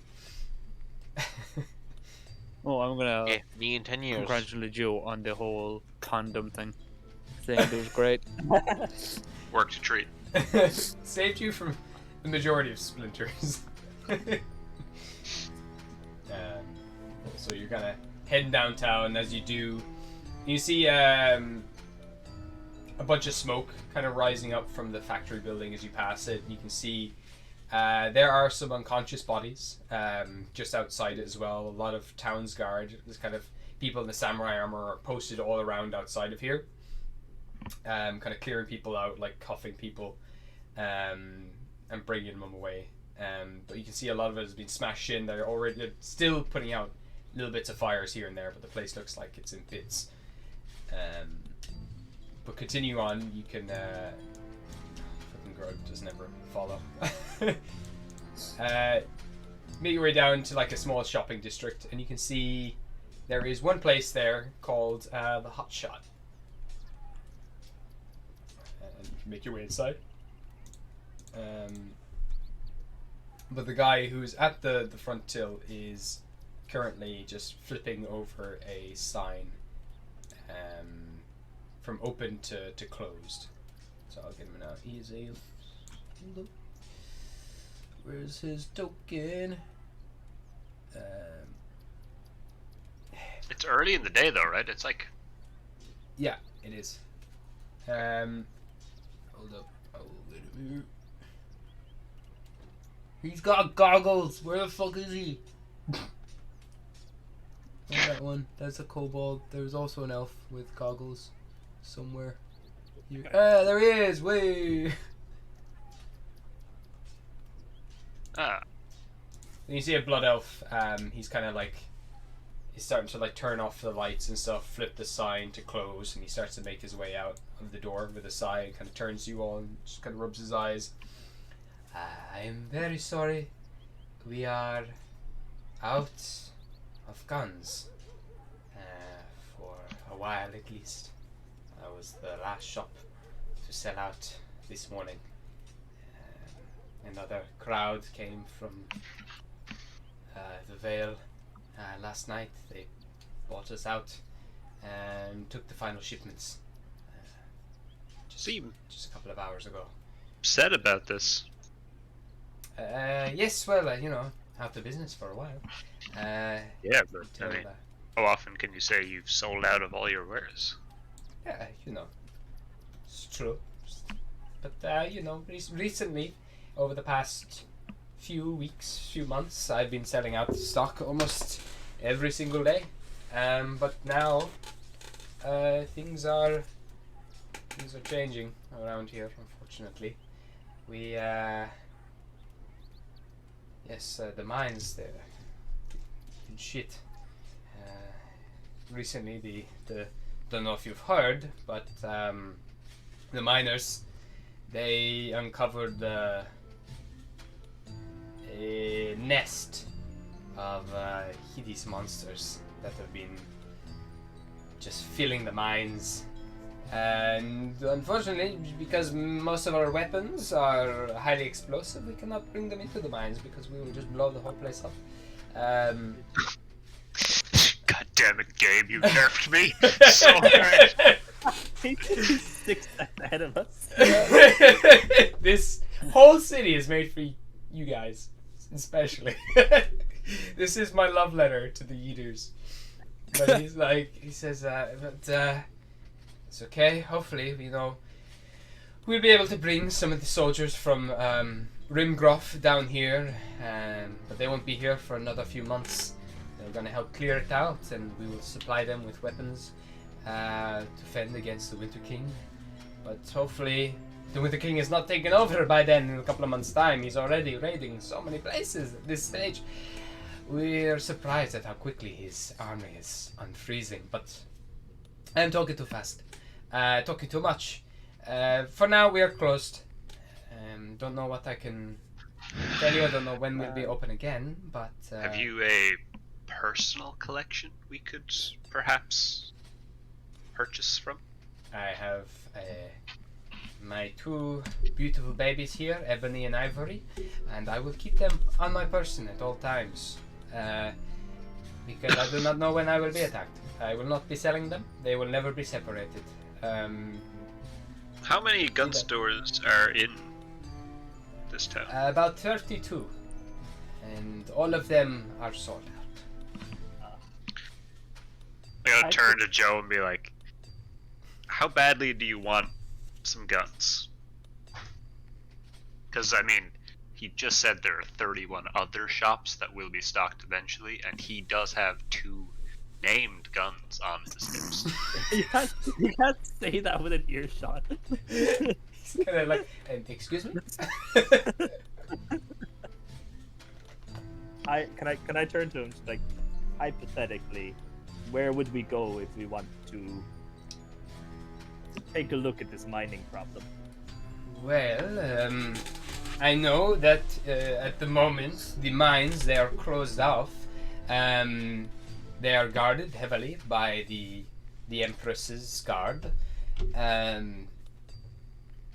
because they do not want people entering there. It's a dangerous place. Many people traveling here looking for weaponry have, offered to help and to go in and to clear out this danger. But because of this particular beast, the guard are advising that no one goes in. No one goes into the caves. Because they do not want to aggravate this beast. Aggravating this beast might cause further destruction of the mines. And, yes, unfortunately. Does Honestly, this the whole beast like have a name? unlocking beasts in mines is quite common. If I had a electron for every mine I know, that awoken a monster is actually a really common issue. Like, you would know, of course.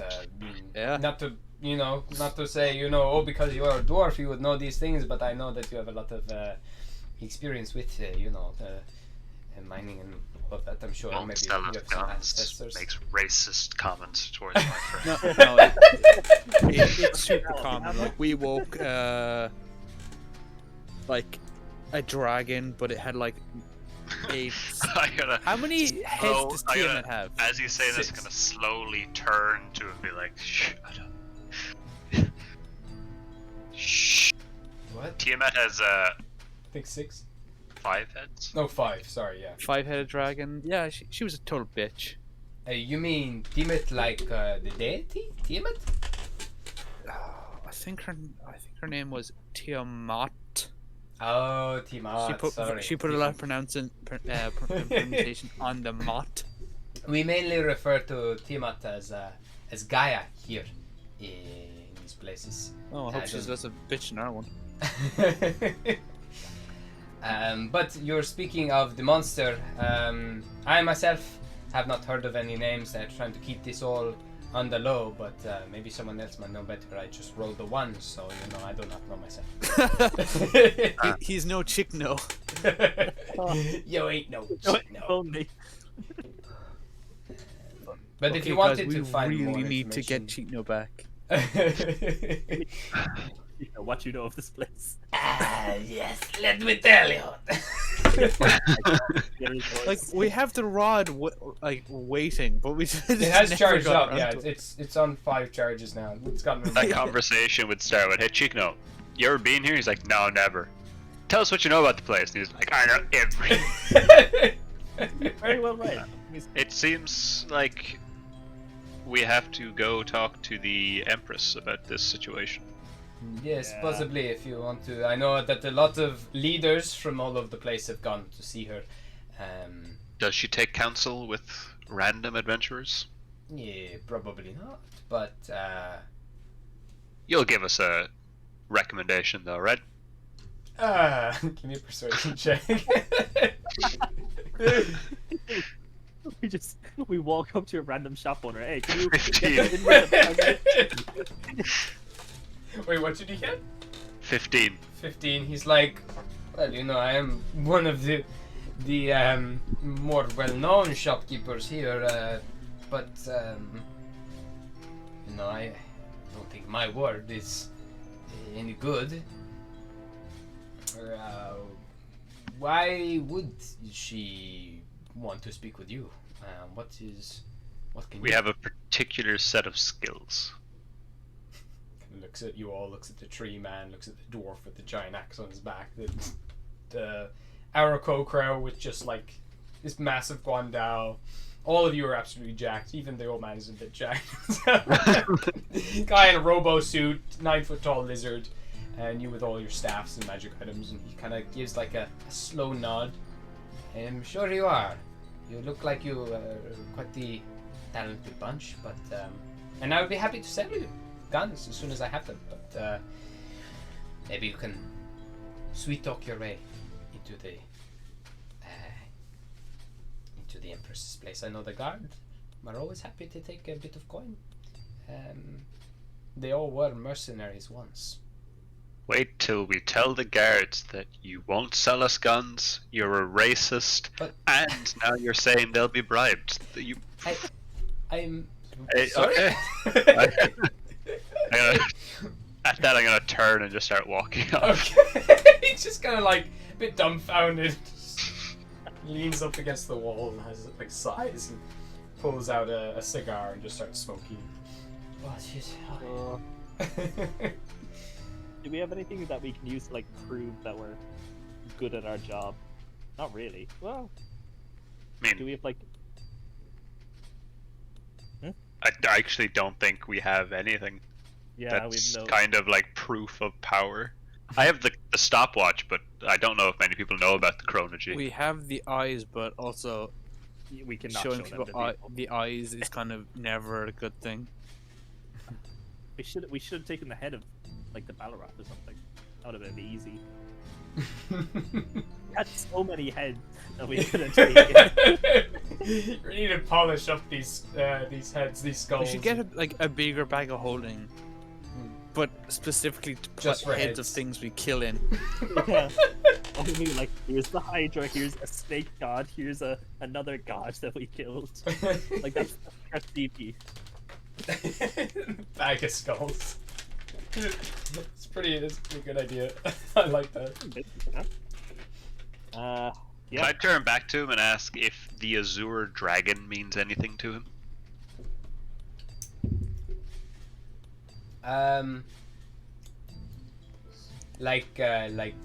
Like Cain?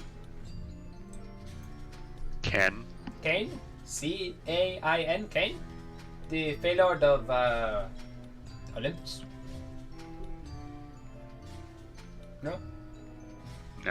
Sure. Let's go. Okay. Thank you. Oh. Turn. Okay. I see. We should have named up Zavion because we actually know a Zavion. Yeah, we can name drop that. Yeah, but We we also- don't know who knows who. We're in a different like realm here. Yeah, it is gonna be tricky to talk our way in. You head in that direction though at the moment? Yeah. Yeah, If we want As we guns, head that gotta- direction, just keep an eye out for like interesting stores. As you are walking around, there is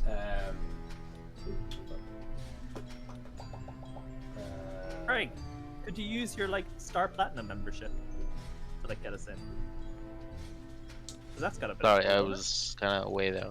What was Oh, no. said? Oh, we're we trying- met a racist shopkeep who wouldn't sell us guns, and then told us that the guards would be bribed. Complete We're trying to. degenerate of a man, really. We have to talk to the Empress if we want to. All right, can we go back there for 2 minutes? sure you. Yeah. Fight- He fight but I the say war. he does have 2 guns that he won't sell. Yeah, They are called he has, Ebony and Ivory. he has his own guns, and that's it. I will keep It's them not on my that- person at all times in case we are attacked by the Winter King.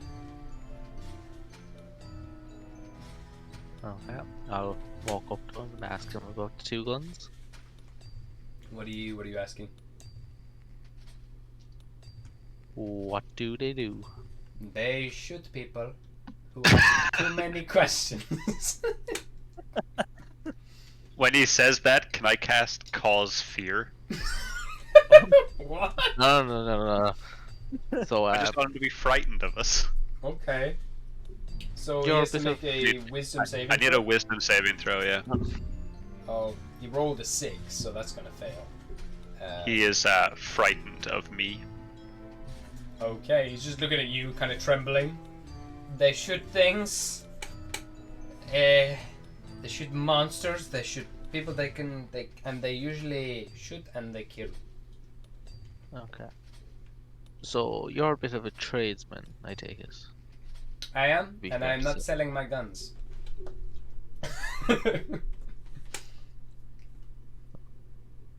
It's a bold statement. He doesn't know who he's talking to, though. Have you Craig heard might of... be the richest man on Gostar. I wouldn't be far off it. Have you heard of Star Platinum? Right, Star Platinum, of course I've heard of Star Platinum. Yes. Are you a member of Star Platinum? No. Not that Would you like to be? Oh, Give me a persuasion check.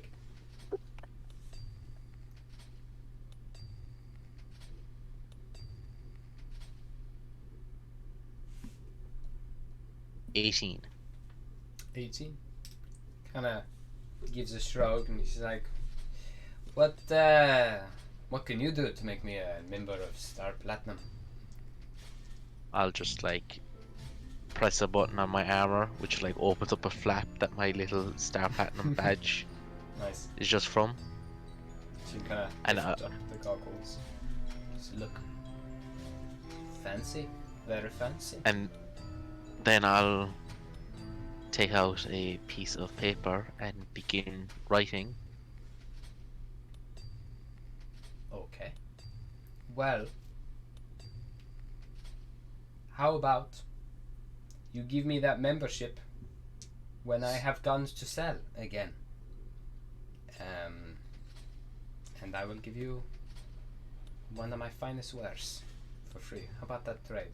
You trade me a membership as soon as I have actual goods to sell, and in return I will give you a gun of your choice.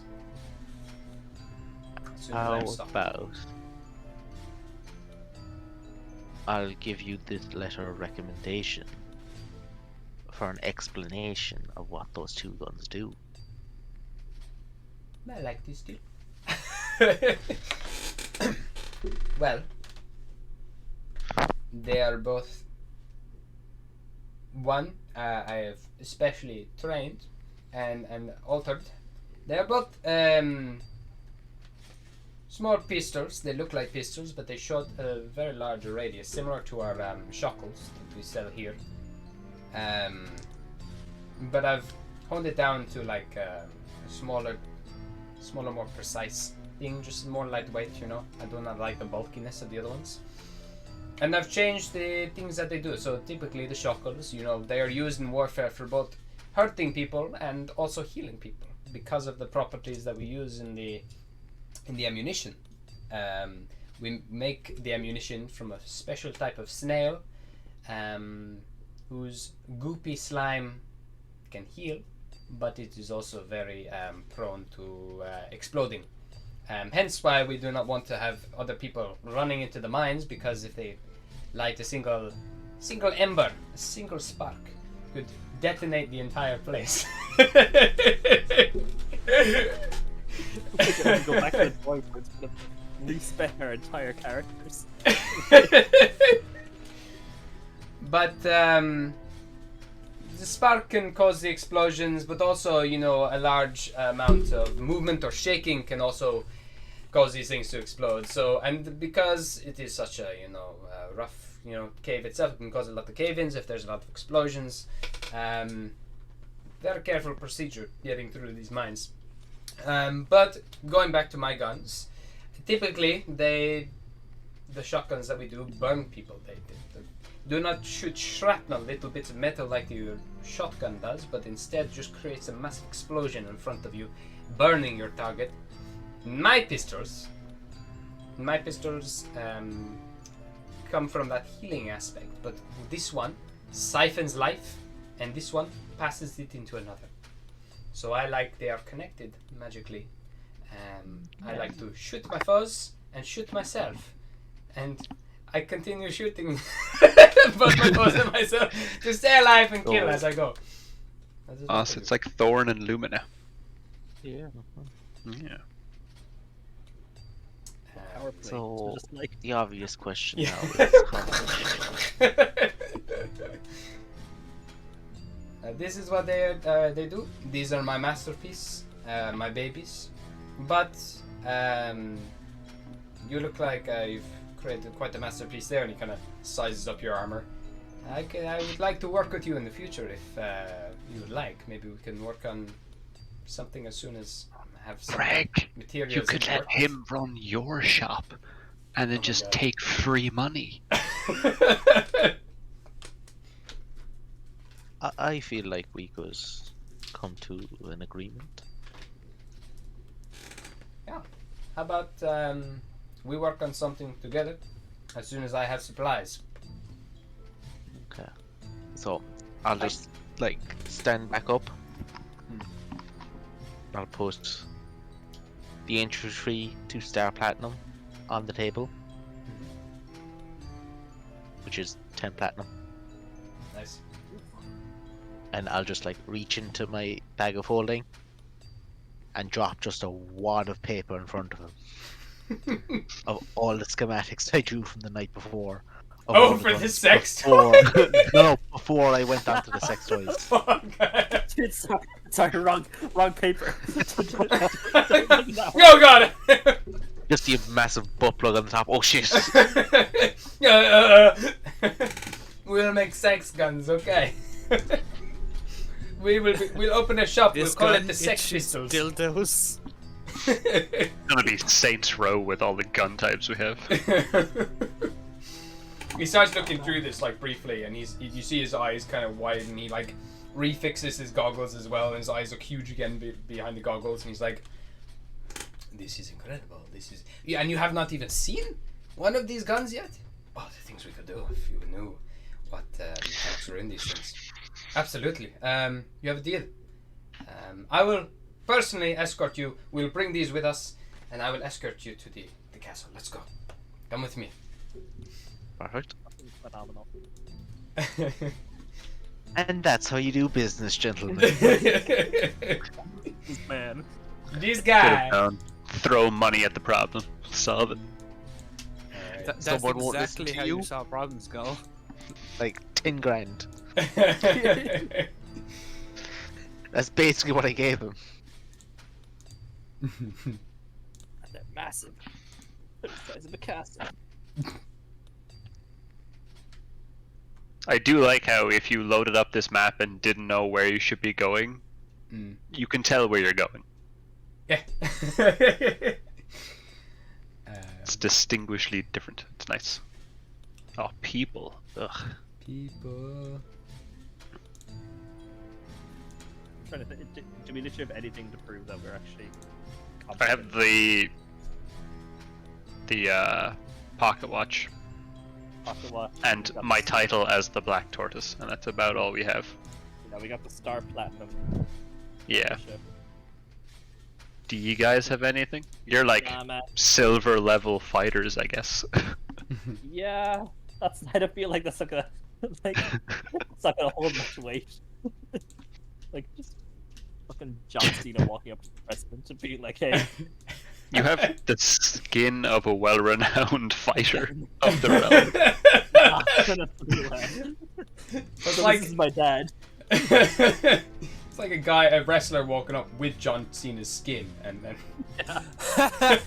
Way fucking worse. Wait, but you can't see it because he's John Cena. Oh my god. Invisibility cloak. Okay, so you make your way up to the castle gates. There's a bunch of guards there and everything else, and a few other people are being ushered in. And the man has the stacks of paper, and he goes up to the guard, starts to chat with them. And that is really good. He rolled a natural 19 plus whatever. And he kind of goes up to them and he's like, "Excuse me, we need to let us through. We have some incredible... what's the word? Fuck. We have some pioneers that need to be led Pioneers. through. They have some incredible new weaponry and inventions that we need to show the Empress.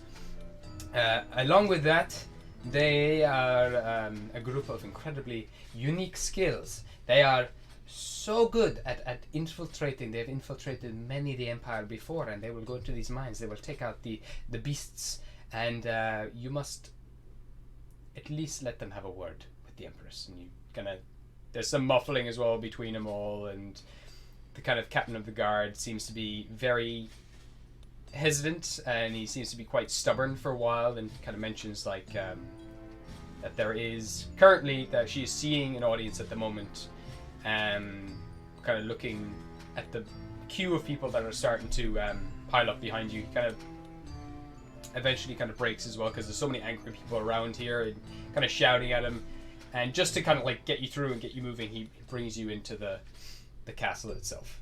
Kind of stepping to the side, just like a bit reluctant. He's like, "She can see you all together at one time. We'll start bringing people in the multitude. Go quickly. They've just started.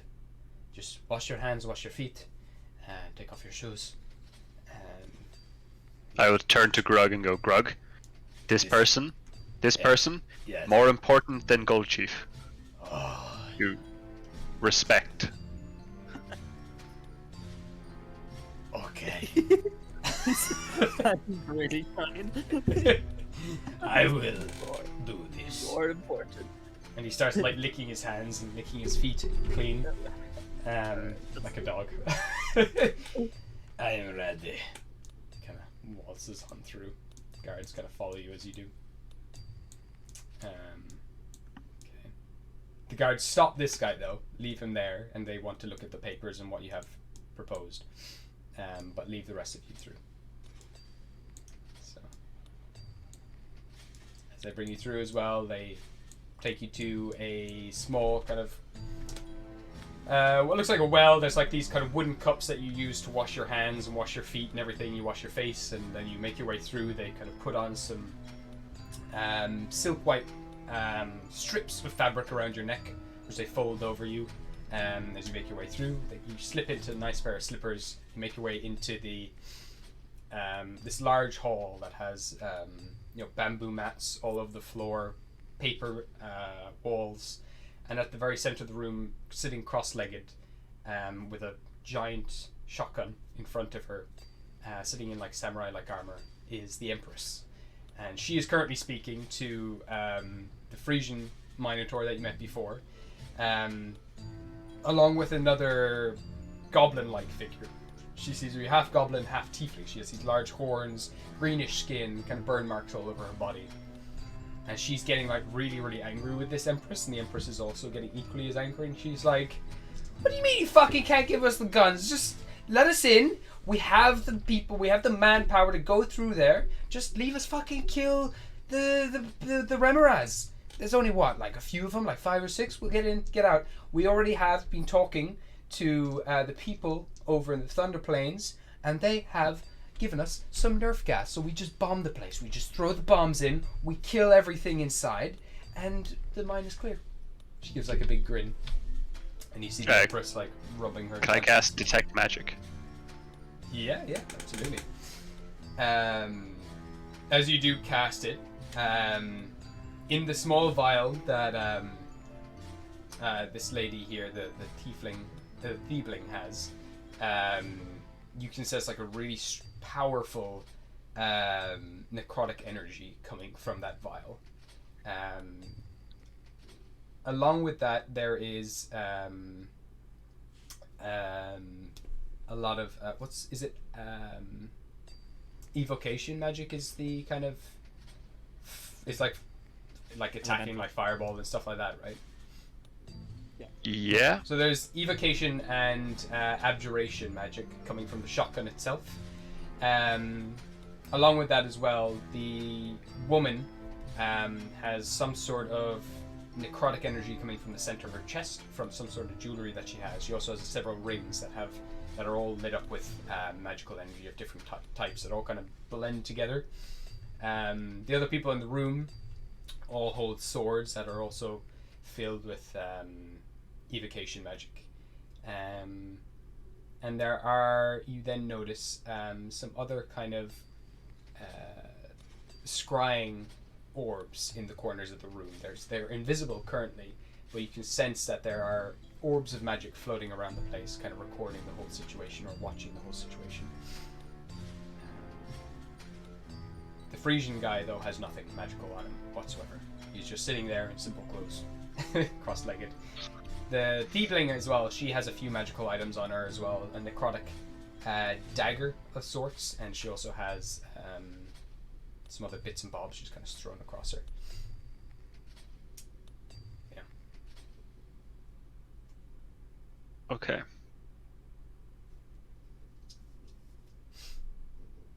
You can see, though, as you are looking at all this, the Empress is kind of like rubbing her temples, and she says, "I will tell you again, and if you are to release this nerf gas throughout the entirety of the mines, you will kill all of our what are they called? I'm sorry.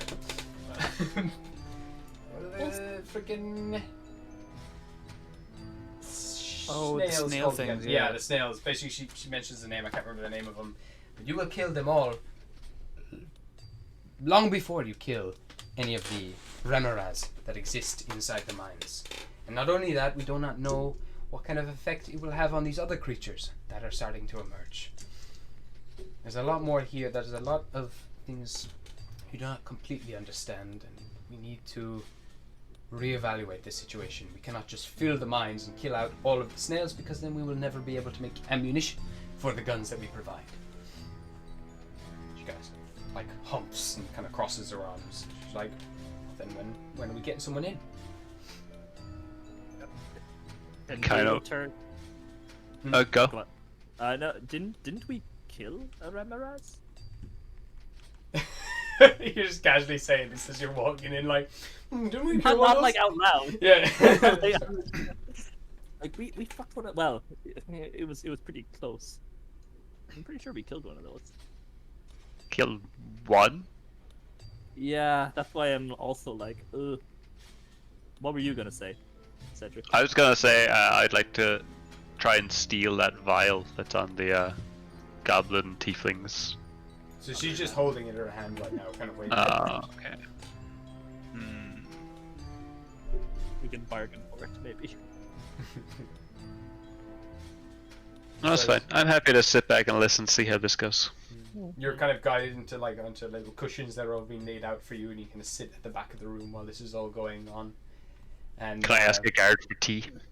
Yeah, absolutely. They'll start bringing it all over to you and lay out some kind of green tea, which they kind of whisk up and then lay out in front of all of you.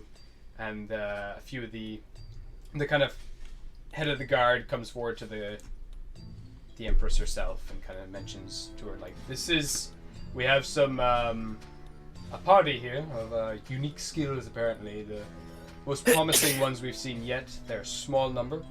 They apparently have infiltrated many of the kingdom back in the Vale.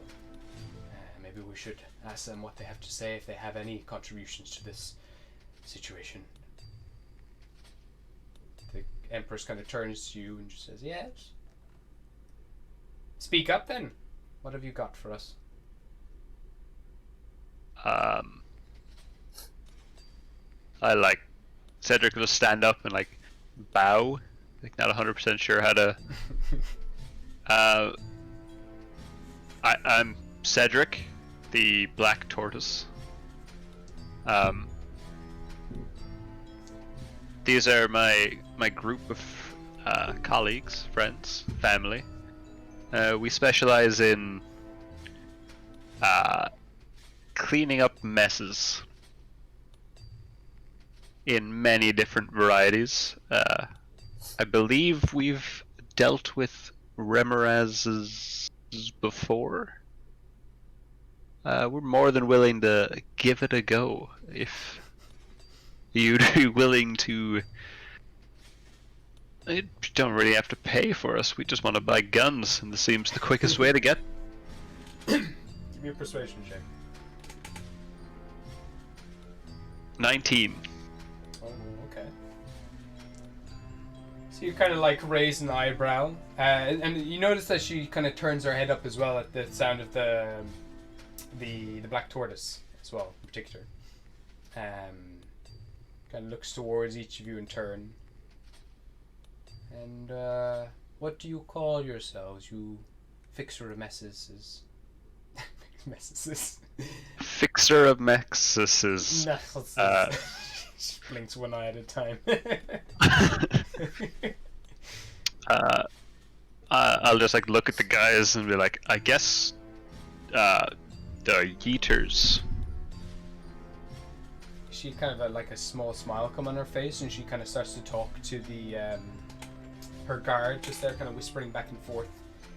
Joe, you pick it up. They kind of start to mention, they're like, it's the bird and the armored man and the giant lizard. There's the dragon. They're all there. The tree, the dwarf. She kind of relaxes. She leans back. I've gotten some word about the assassination of of Lilith recently in the past. Assassination is a strong word for what happened. Self-defense. But you're the ones who killed her. We definitely didn't leave her breathing. Interesting. And you have dealt with these Remoras before. They're not uncommon in Jotunheim, but they do usually only exist as one or two. But we've uncovered a hive of Remoras, or so. One or two of the soldiers have said to me. You think you can deal with such a large number?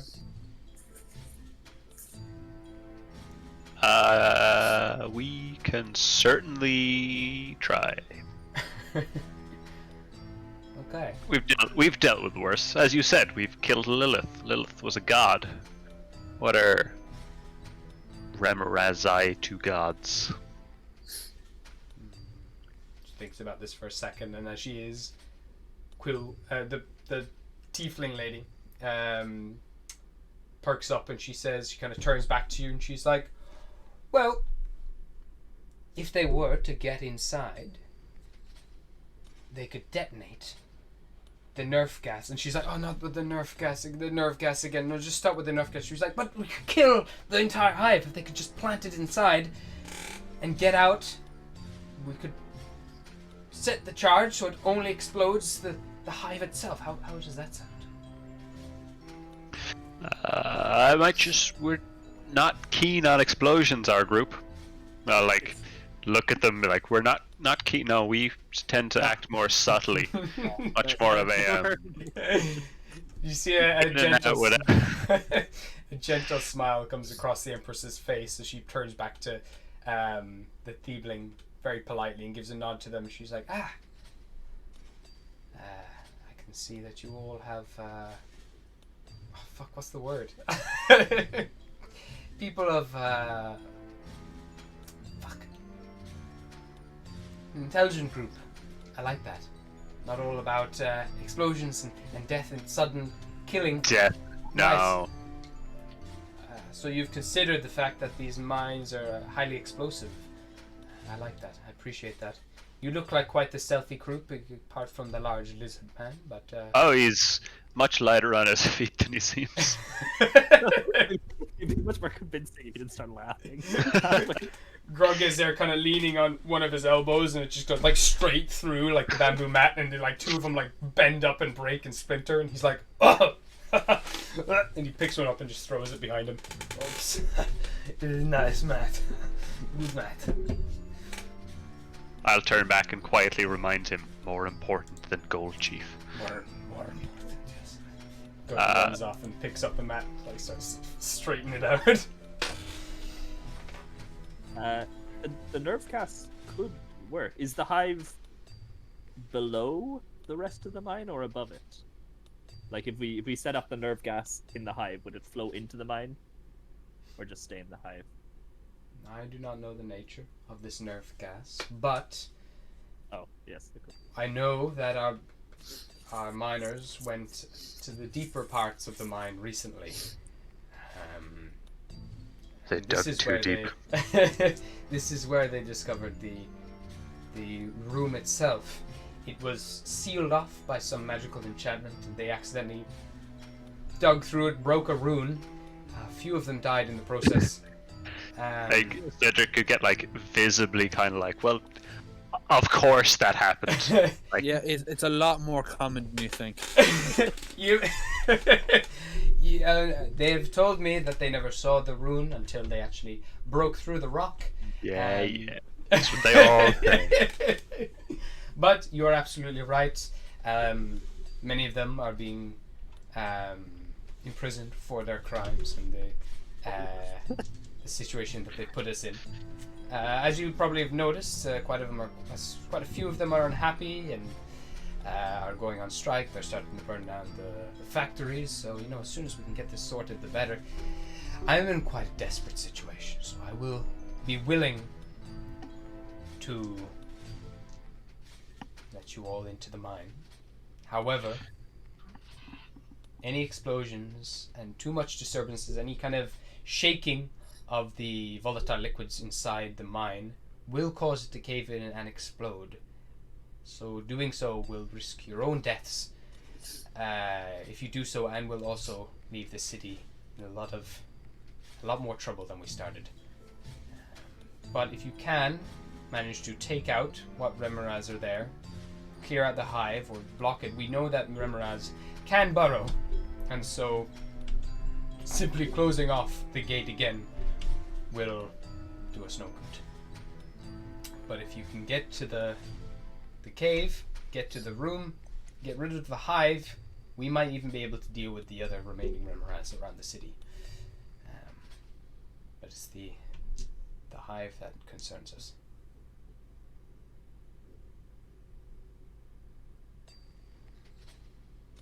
I just need to remind myself what the fuck a Remoraz is.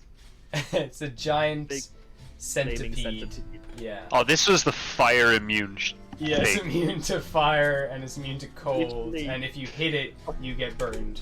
Literally the fucking user counter that game is devised for us. I was like, hey, that thing worked against them. How about I make a whole fucking dungeon out of these things? How?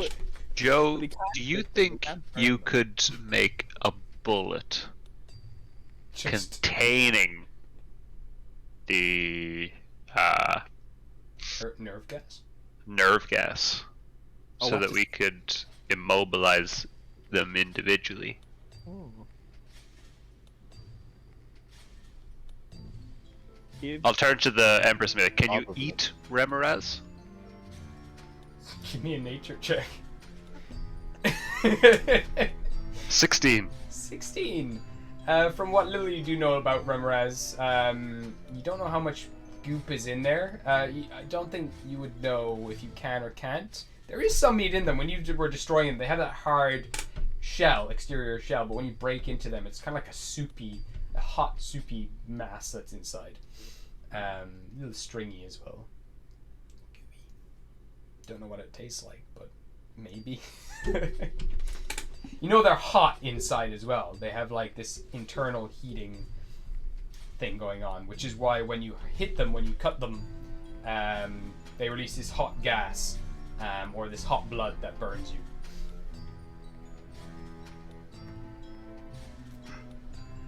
I think literally everything I have is gonna be useless in this encounter. Yeah, you could probably make the nerve gas into like. A grenade launcher. I've got a rifle. I could just. Yeah. if Anyway, you have bullets, it's semantics. correct. We can deal with this later. Yes, if you would allow us, we will deal with these Remoras. Okay. I can give you 2 days to prepare. Grab whatever supplies you need. Take your time to rest up. Prepare whatever equipment you want. I can see this man over here is quite the inventor. I will have a look through his inventions later as well. And this has all been passed to her at this time. Like she's kind of looking through all the kind of drawings that you did up, these inventions that you did up, and you can see she's like incredibly intrigued, like flipping through them, and kind of has to keep looking back up at you because she's kind of getting sucked into this work that you've been putting together. But she's like, unfortunately, we are more or less out of weaponry. We will not be providing any guns to you because doing so will be, you won't be able to use them regardless. But we'll definitely be giving you rewards if you can complete this task force. Absolutely.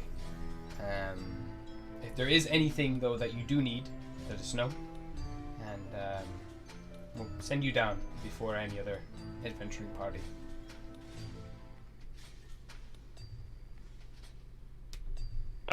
Yeah, we'll get back to you before we go down on what we may or may not need. Yeah, and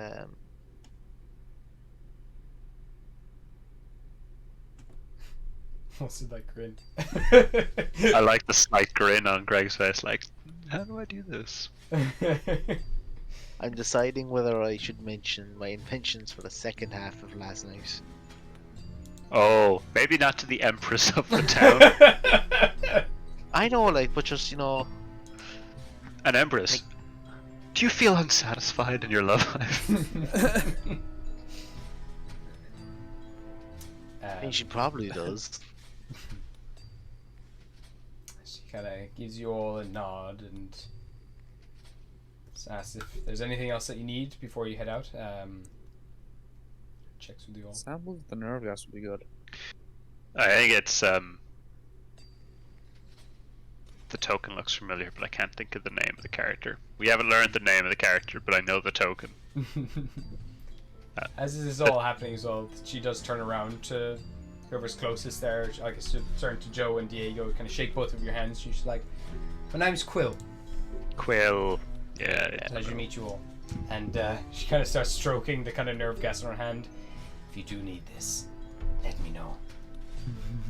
She just keeps giggling. And she makes her way out. I'll be in the wet noodle if you need me. For a You seem like the kind who'd go to the wet noodle. What do you ask for a small sample of the nerve gas. She kind of turns to you and she says, "Unfortunately, this is the sample. We have more coming in a few weeks' time from the Thunder Plains, but they did give me this sample that I can show. It's enough for one detonation of the place. Not enough to fill the entire mine, but maybe a small kind of area. If it was cracked in there, if it was thrown, broken, or there's a small charge on it which you can detonate to go off after a few seconds or so." Right, I might as well just explain to you my plan before I go down the rabbit hole and Sure. it doesn't work. So my idea is to create a miniature pocket dimension Mm-hmm. that I has a see. device that turns the air around it into the nerve gas. Okay. So essentially a bag of holding Okay. with something that's turning, shit into the nerve gas. Just like a Fuck diffuser. that down the hole. Hmm. Yeah, fuck that down the hole. And then go down like 2 days later with gas masks on. We do all the skills though. That's the issue. We'll kill all the snails, though. Oh no, Yes. the idea I have is if you can get the gas put into bullets, Yeah, bullets seem like the best Yeah, idea. because it's basically like you're injecting the gas directly into the Like a tranquilizer. We could go down there with a couple bags of holding, rescue a bunch of snails, and then Bag of move up. holding doesn't have air in it. It's a vacuum. Well, it doesn't be a bag of holding, a box. A box of highly explosive box of snails. And get out of there with the really explosive snails. brew. Yeah, Okay, spicy right. snails. That's... Spicy snails. Don't we have a few eyes that I you, like... thought of something. Oh. What we got? How long will it take me to take the time stone? It's gone. Oh. Sorry. I gave it to the Azure Dragon. We could use the eyes of... It would take us about a week to get something back off the Azure Dragon, if you have a design in mind. Well, it was We just have like 2 days to prepare that issue. I could put an express rush on it. Moss is the only one that's seen Black Clover, isn't he?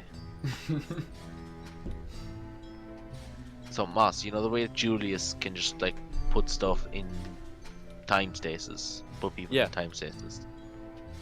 He's gonna try and reverse engineer that, so that we just shoot all the worms, freeze them in time indefinitely.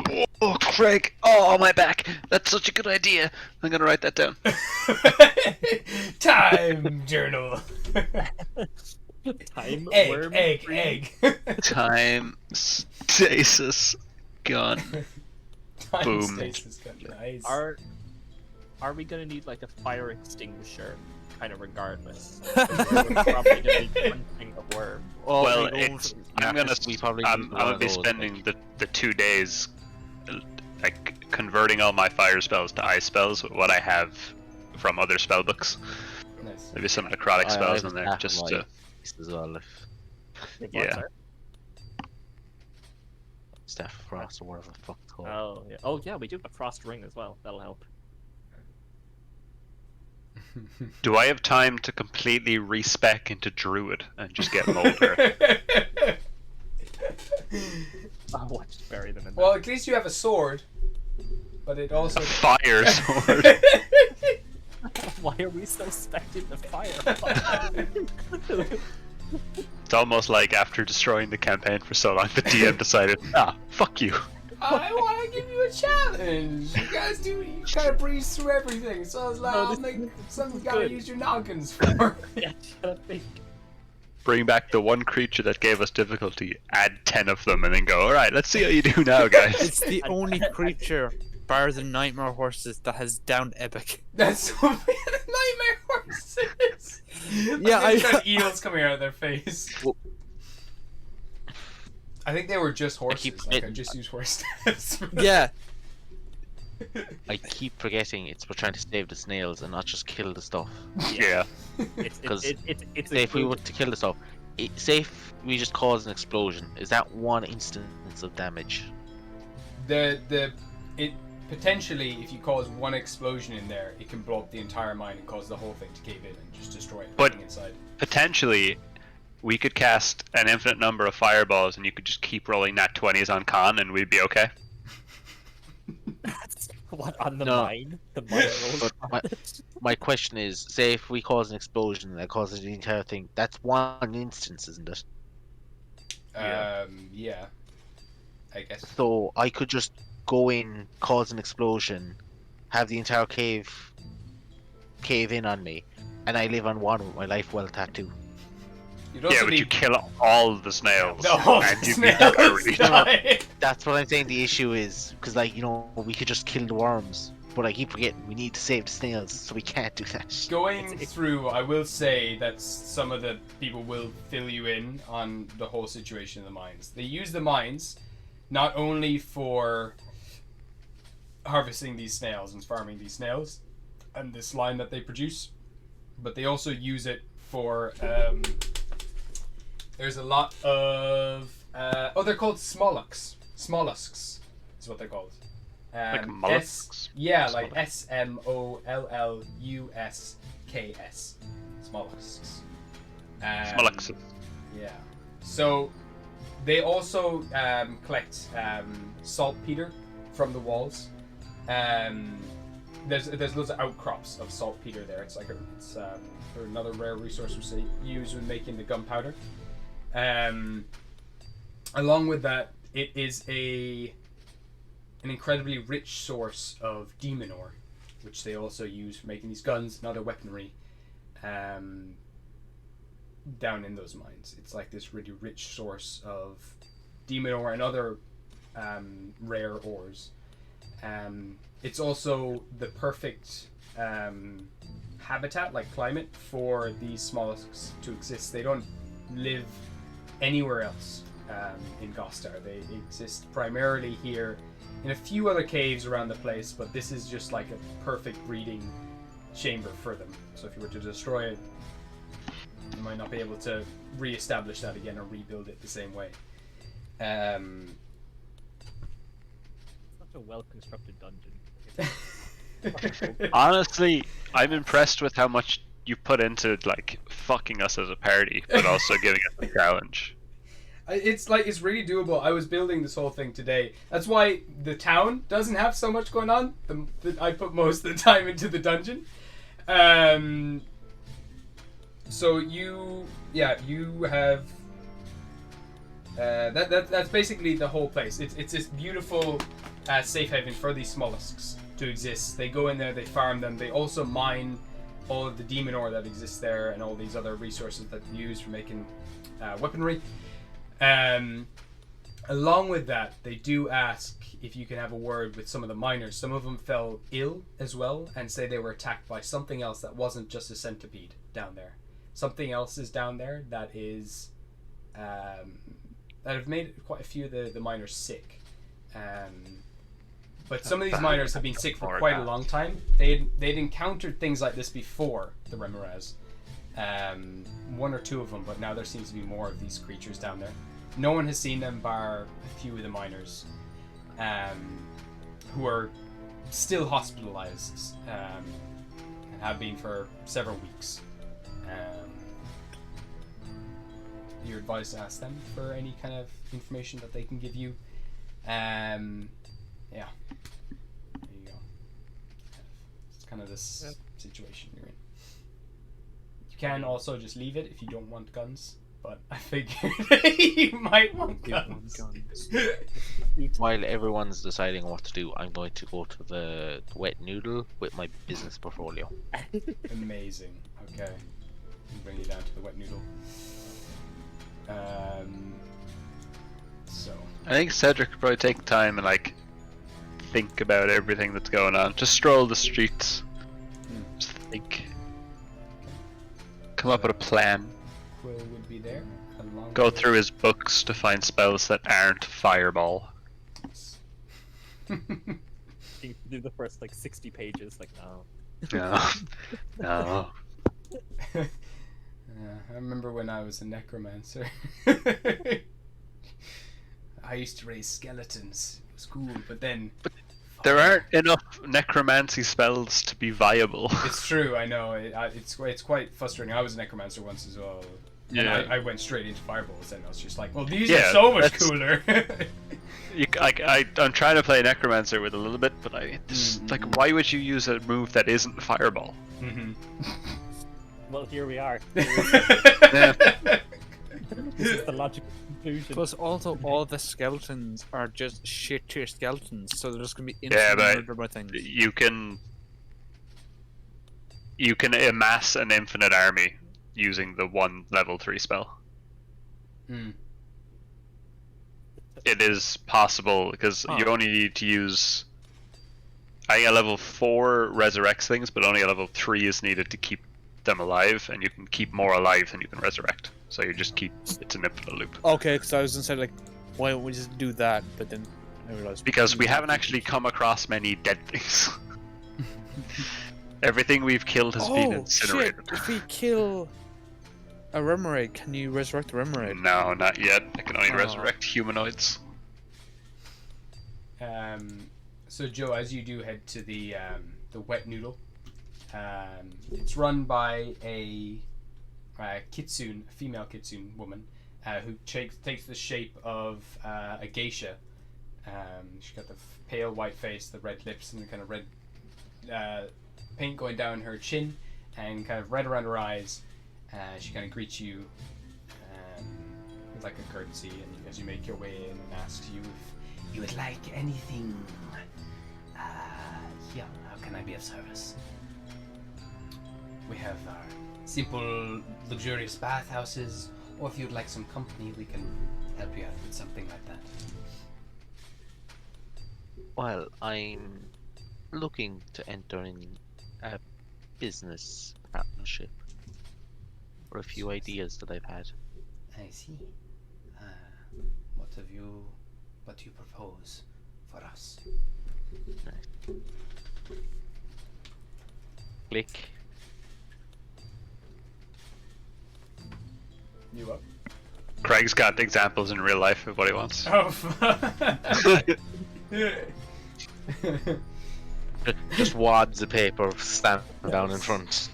Give me a persuasion check with advantage on this. Don't fall, don't fall, don't fuck. Alright. Persuasion. I really should invest in persuasion. You're very business oriented. I think It's we such figured a- out. Craig, what's your charisma stat? Because we figured out earlier that I have the highest charisma stat. You can pair up. You can 8. Okay, I have a 16 in charisma. Right, I somehow managed to roll a 17 17. out any of my So fucking... she starts looking through these You only have a things. and she negative says- 2? Looks at you. But you have a negative 1. Negative 1. She looks at you, looks you up and down, looks back at you, and she says, "You can make these." I'll just reach back into my little compartment. I made examples of each one. She's like, "Well," she closes the whole thing. Come. Here. Take whichever room you like. We'll bring some guests in for you, and we'll speak business together tonight. And maybe sample some of these inventions of yours. Joe's gonna have a great night. So you bring her in. You make some great business Right, partners. Yeah, I Time to start writing some fan fiction shit. Let's get some Joe fan fiction Well, in it's there. going to be that like one awkward lad in a suit just sitting down and doesn't know what to do with himself really. Just They're all there like playing with the metal armor, just like, what's under here? Do you want to show us what's under? Just got the hydraulic. Just... Is it all hydraulic as they stroke down the air? So yeah, you spend the night there, making great business deals, great business partners, and we will say as well, like if you start producing these as well, and for every day that you spend, I can say that you can make a D10 of gold. For every day that passes, you can make up this equipment for them and ship it off to them. It's any other campaign that'd be so much money. if Eduardo got this, if Eduardo got that kind of money, yes, Joe. All you do is Just passive income. You hire like 5 people in Star Platinum. You give them your designs, and that's 5d10 a day, passive income. For 10 platinum a month. So you gotta make more than 10 platinum. Yeah, you just hire a few. Well, like Players. say if it's 5d10 a day, Yeah, and 10 platinum month. is 100 gold. Yeah.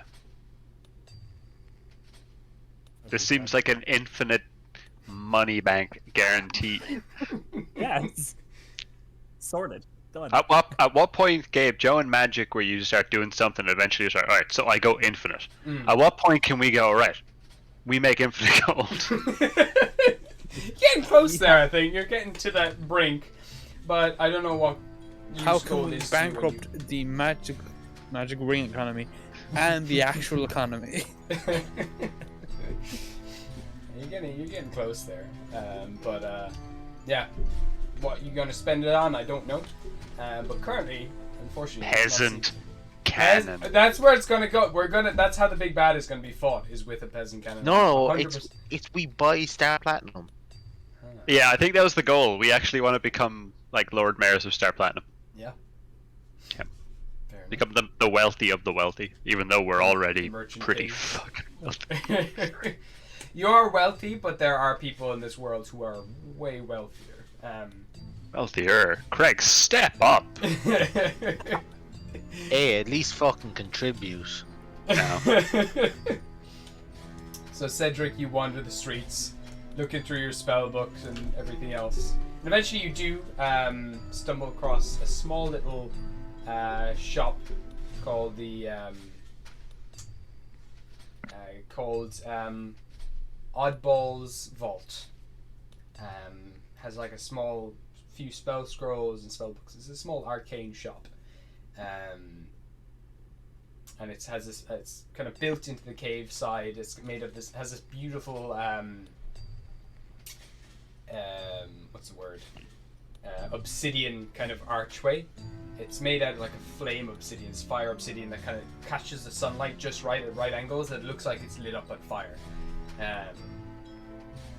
It's got a kind of beaded curtain at the entrance, and the window just has a display of a few magical items here and there. If you do want to check it out. Oh yeah, definitely. That sounds right up my alley. Okay. Dragon glass and fire? Yeah. Can't use fire, but... Yeah. Okay, so inside here, there is a... Where is he? I have enough to, like, bankroll myself for a while. It'll be good. So inside, as you make your way inside, there is a hobgoblin, red skin hobgoblin individual with kind of red tattoos all over their face, on their kind of muddy red skin. It's a dark and dimly lit area. Again, little bits of obsidian kind of come up, kind of accent the walls, like coming up in little streaks throughout it. At their desk, they sit by a purple crystal ball that's just catches light on bits of the obsidian here and there. They sit cross-legged. The whole place smells of incense, and there's a couple of books in a glass cabinet in front of the till, and a few magical potions behind them. And they give you a bow and say, "Hello there. My name is Oddball. How can I help you? What you're looking for?" Oddball. My name is Cedric. I am a wizard of sorts. Looking for something to help in the... How to phrase this? I've got an issue with a creature that is fire and ice resistant, and unfortunately my magics primarily involve those two elements. And I was wondering if you had anything shocking available. Shocking. Or, I mean, necromantic, but non-fire and ice. I have a few things. Depends on how much coin you have. I have a scroll here, which I'm willing to give for about 5,000 gold pieces. It can rot the very skin and bone of a creature until they are nothing but a pile of fungus and ash. Just here. Interesting. You do need to get close in order to use this spell. I only have the spell scroll available, I do not have it in books. But I can give it to you for about 5,000 if you're a wizard yourself. You should have no problem transcribing it to your own notes. And then I have a couple of spells. I have one for wannabe archers. This helps you create a volley of lightning arrows. Or I have another one for creating a streak of lightning. Bolt. Each of these go for about 3,000 gold. I have lightning bolt.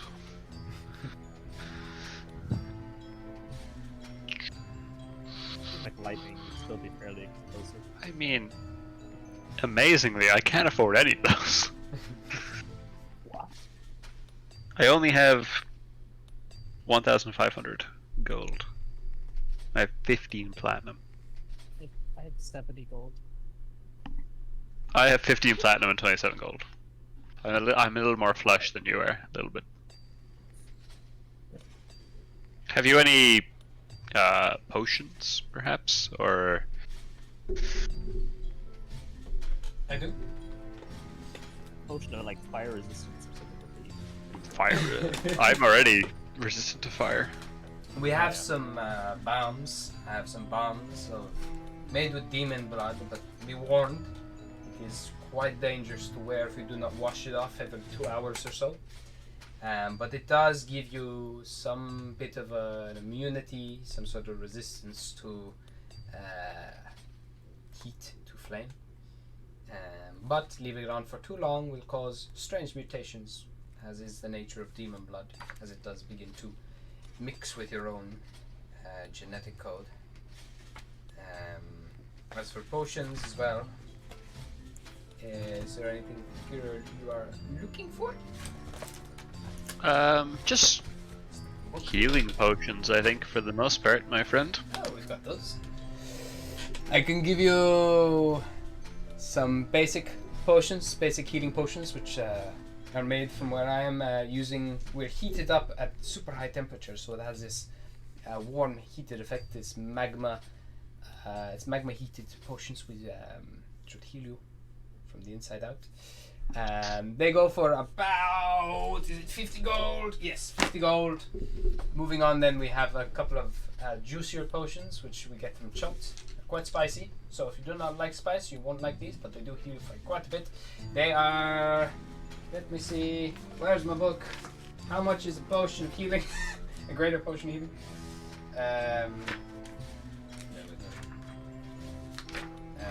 I have these somewhere actually, the prices of these, but I can't remember them for the life of me. I think it's, yeah, but 300 gold for those. And then we have some superior potions. I only have about 3 in stock, but they go for about 700 gold pieces. How many? You have 3 of these. 5 of the other ones. 5 of the greater potions, and then I have 10 of the common ones.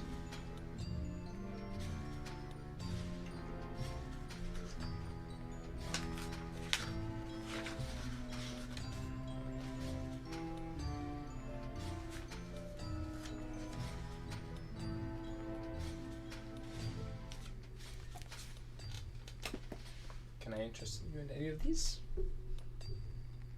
Yes. What will you take? In a sec, I need to.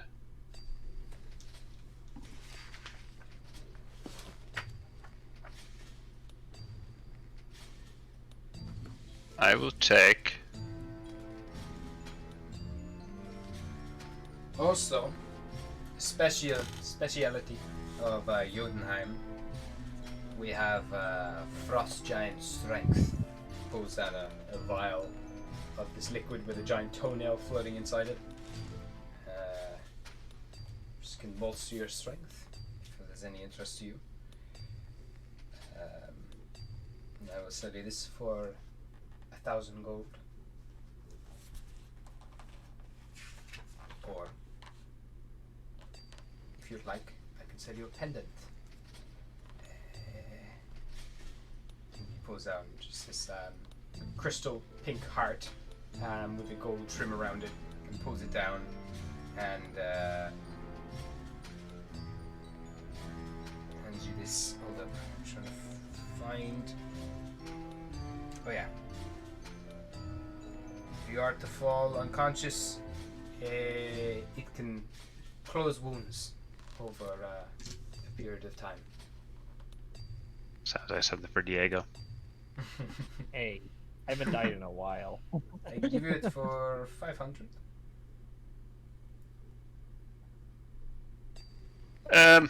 Okay. So. I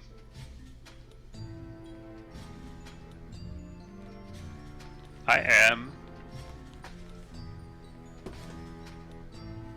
I'm not magic item flush by all accounts. I will get 3 regular healing potions 3 regular healing potions. for 150 gold. That's easy. I'll take that and give you the 3 potions. So they give you these 3 thin vials, which have like a strap of leather around them and they're corked at the top. Leather is just there to protect them, and he puts them into a small little sleeve for you. He kind of rolls that up, hands you the 3 potions.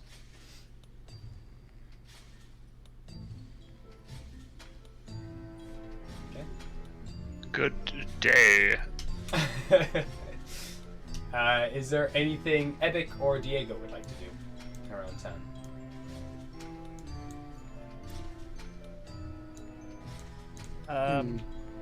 I wouldn't mind going talking to the miners, but Yeah. what do you think, Moss? Yeah, we'd see if the miners have any secret passages or something. Or they can tell us about the weird other monsters they're also fighting. Yeah, we don't want to get down there, fight fucking 5 Remoras, and then be like, oh, now you have to fight The John, Balrog. the Dark Lord of the Abyss. And we're like, oh, for fuck. John, the Dark Lord of the Abyss. I'm gonna write that down. And you'll forget about it, and then John, the Dark Lord of the Abyss, will be a character. That's the Monty Python thing, like, it is I. My name is spoke only in whispers. I am the Dark Lord of the Abyss. There are those who call me John. I can't wait for 3 or 4 months from now when we're all ready to fight the big bad. All the groups come together and Gabe's just like, and then before you stands John. Dark Lord of the Abyss. Like, My name is John. Dark Lord of the Abyss. Okay. We'll get these guys. I forgot those were characters as well. There we go. There's the miners. And there's one. No, not him. I'm super beefy. No, he looks too evil. There we go. And there we go.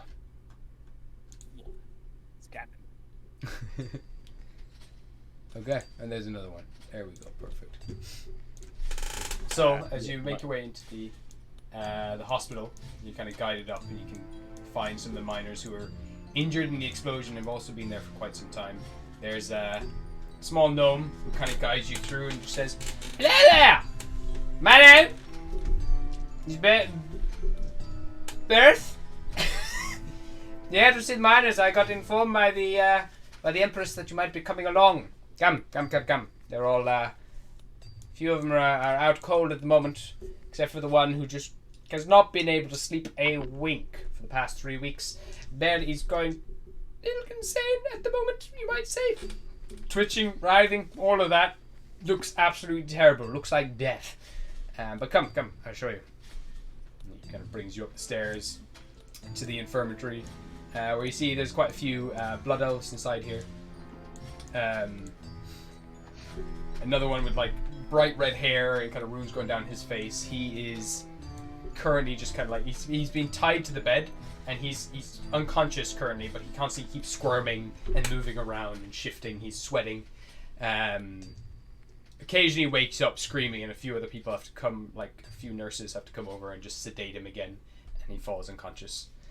A few of the other miners, these 4 here, just look like they're covered in extreme burns and have a few broken limbs, which have been given splints and the like.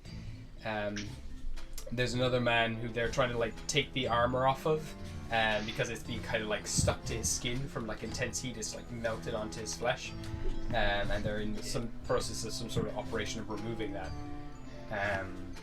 And then one final guy is just sitting up in bed. He just looks like a human. He's kind of sitting up, shaking, looking around the place, twitching, absolutely terrified. Anyone in particular you're hoping to speak to? I'll turn to Evic and be like, yeah, you might have to take lead on this one. He's I don't know shit about mining. Maybe. I mean, I am gonna call it there, guys. Yeah, that's fair. Uh, we can wrap it up here, and you can find out about No, it you next can time. play on. Do all the RP stuff. And then I think this if is you the last piece, and then that is it. And also, when we play next time, you can let me know if there's anything else you want to grab or buy around town. But this is the last bit of information. I might message you about the I have what 1, 2, 3, 4, 5 ideas for time gear, Oh yeah, perfect, nice. and I'm sure you have loads. So we'll get in contact about that. Perfect. Yes. All right. All right, man. Good night, the rest of you. All right. See you all in 2 weeks. Yeah, see you, call home. See ya. Thanks, for playing. All right. I have actually no idea what to ask them. Fuck.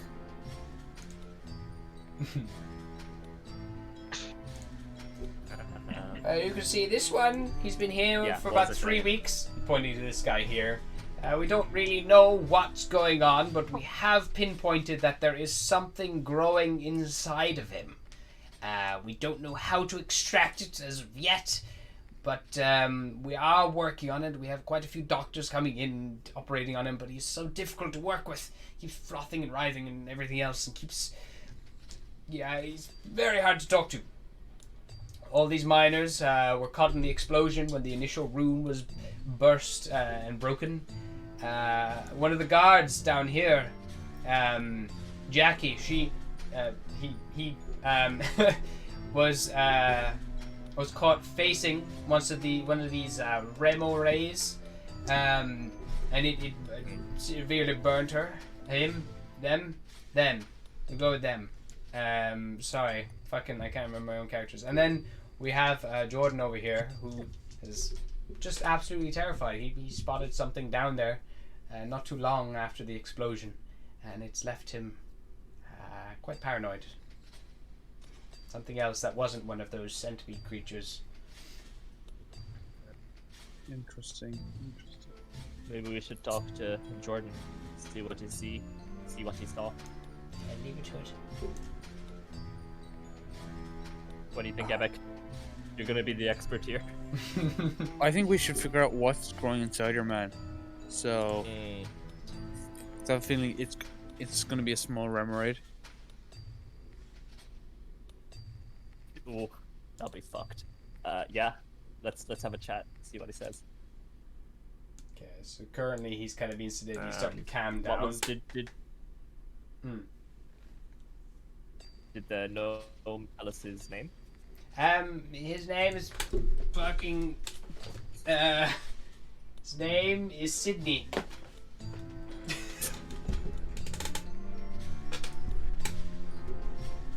Sydney. He's a little prone to anger and everything else. Just be gentle with him. Speak slowly. Speak in small, slow words, and you should appreciate it. Sydney's there. He's just kind of like he's this large, kind of like really well built blood elf, covered in blue runes, red runes all over his face, bright red hair. Quite short though. He's only about like 5 foot or so, but he's built wide more than tall, similar to Epic. He's currently chained to strapped to the bed with kind of leather straps. His breathing is starting to slow down. He's still sweating. His hair is all sticking to his temples. Turns to you guys as you approach him.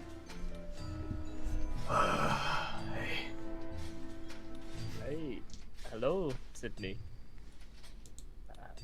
How are you doing? I've been better. I just I can't. It hurts to talk. I just keep feeling the squirming inside. This thing wants to just break loose. I don't know what it is. Did you have breath? Can you tell us what happened? That's switch. Is that a constitution check, you say? No, the history check. I didn't even remember. There was I was running, and And then something stuck me. Something grabbed me from above and started pulling me up. Started pulling me up towards the ceiling. And just bit me right here. Took a big chunk out of me. And I felt something go in. Felt something kind of released inside my blood. Something filled my neck. And then over the next few weeks I felt it moving through me. Settling like a large weight in my stomach. And it's been starting to move the last week or so and been in constant pain ever since. Can't describe what the creature was. Insect-like, like a bug. Did it burn you when it grabbed you? No, just bit straight into me. Fucking hurt. But didn't burn, no. Something else. Okay, If anything, it felt cold. Okay, so it's not a worm. I've never seen anything like it. It had glowing eyes. His insect-like body. But humanoid. It had arms and it had legs. Oh. About the same size as me. And it kind of spits up a bunch of blood and bile, kind of like shoots up out of like his mouth and kind of wipes it off like his shoulder. I'll help dab his chin. I'll be like, yeah, take it easy, Sydney. Yeah, that was more than enough. Yeah, I wish there was more help. And there was more of them. There wasn't just the one, there was a few. Wandering around, scuttling on the ceiling. Just keep your eyes down low if you're going in there. For the pits where the Remorhaz come out of. And also keep your eyes high. There's a lot of shit in the ceiling.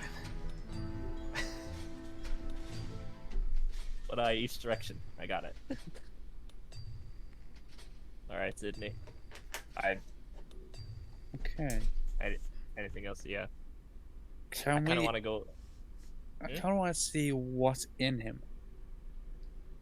That's gonna be pretty tricky. How are you gonna do that? You could maybe talk to the god you have in your ring and see if he knows. I've got nothing. I was gonna say we asked the medic. That probably makes more sense. Although he didn't seem to know what was going on. Oh shit! All I have is drugs. I have some like fucking some like wrestler adrenaline basically, and that's all I could give him. And I don't think that's a good idea. Good idea. Yeah. Yeah. Do you want to ask the medic? So.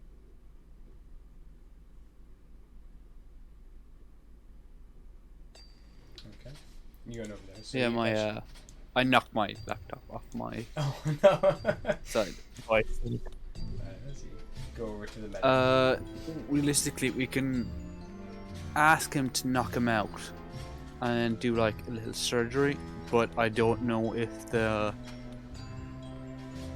An autopsy at that point.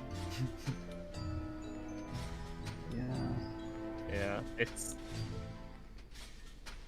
wriggling. It's alive. so we know it's alive. It hangs on ceilings. It's half humanoid, or humanoid-ish, but also insects. A nightmare, probably. We could talk to Twitchy over there at the end. He might have seen a similar thing. Yeah, we should ask everyone, see if they have Yeah. roughly the same story. Like, I feel bad. I've literally got like nothing I can heal them with. I can give them, well, nothing better than a hospital could give them anyway. Yeah, I can knock them out really well. That's about it. I mean, that could help if we want to do a surgery. Like, if we don't have any. Anesthetic, I just Yeah, karate if you just chop knock him the bro. fuck out. Yeah. Yeah. All right. Will we go talk to the guy at the end of the rope and see what he saw? Yeah. Alright. So, over there at this guy, kind of just writhing around the place. Kind of as soon as you come over, he just kind of like reels back into the blankets and kind of and to the back of the bed, and just kind of brings the blankets up over his face. Who are you? Oh, we're friends, buddy. We're friends. We're trying to figure out what happened to people. Right. Well, I don't know what to say. There's just so many of them. God. Can you give me a persuasion check? Just see if you can calm him from your presence.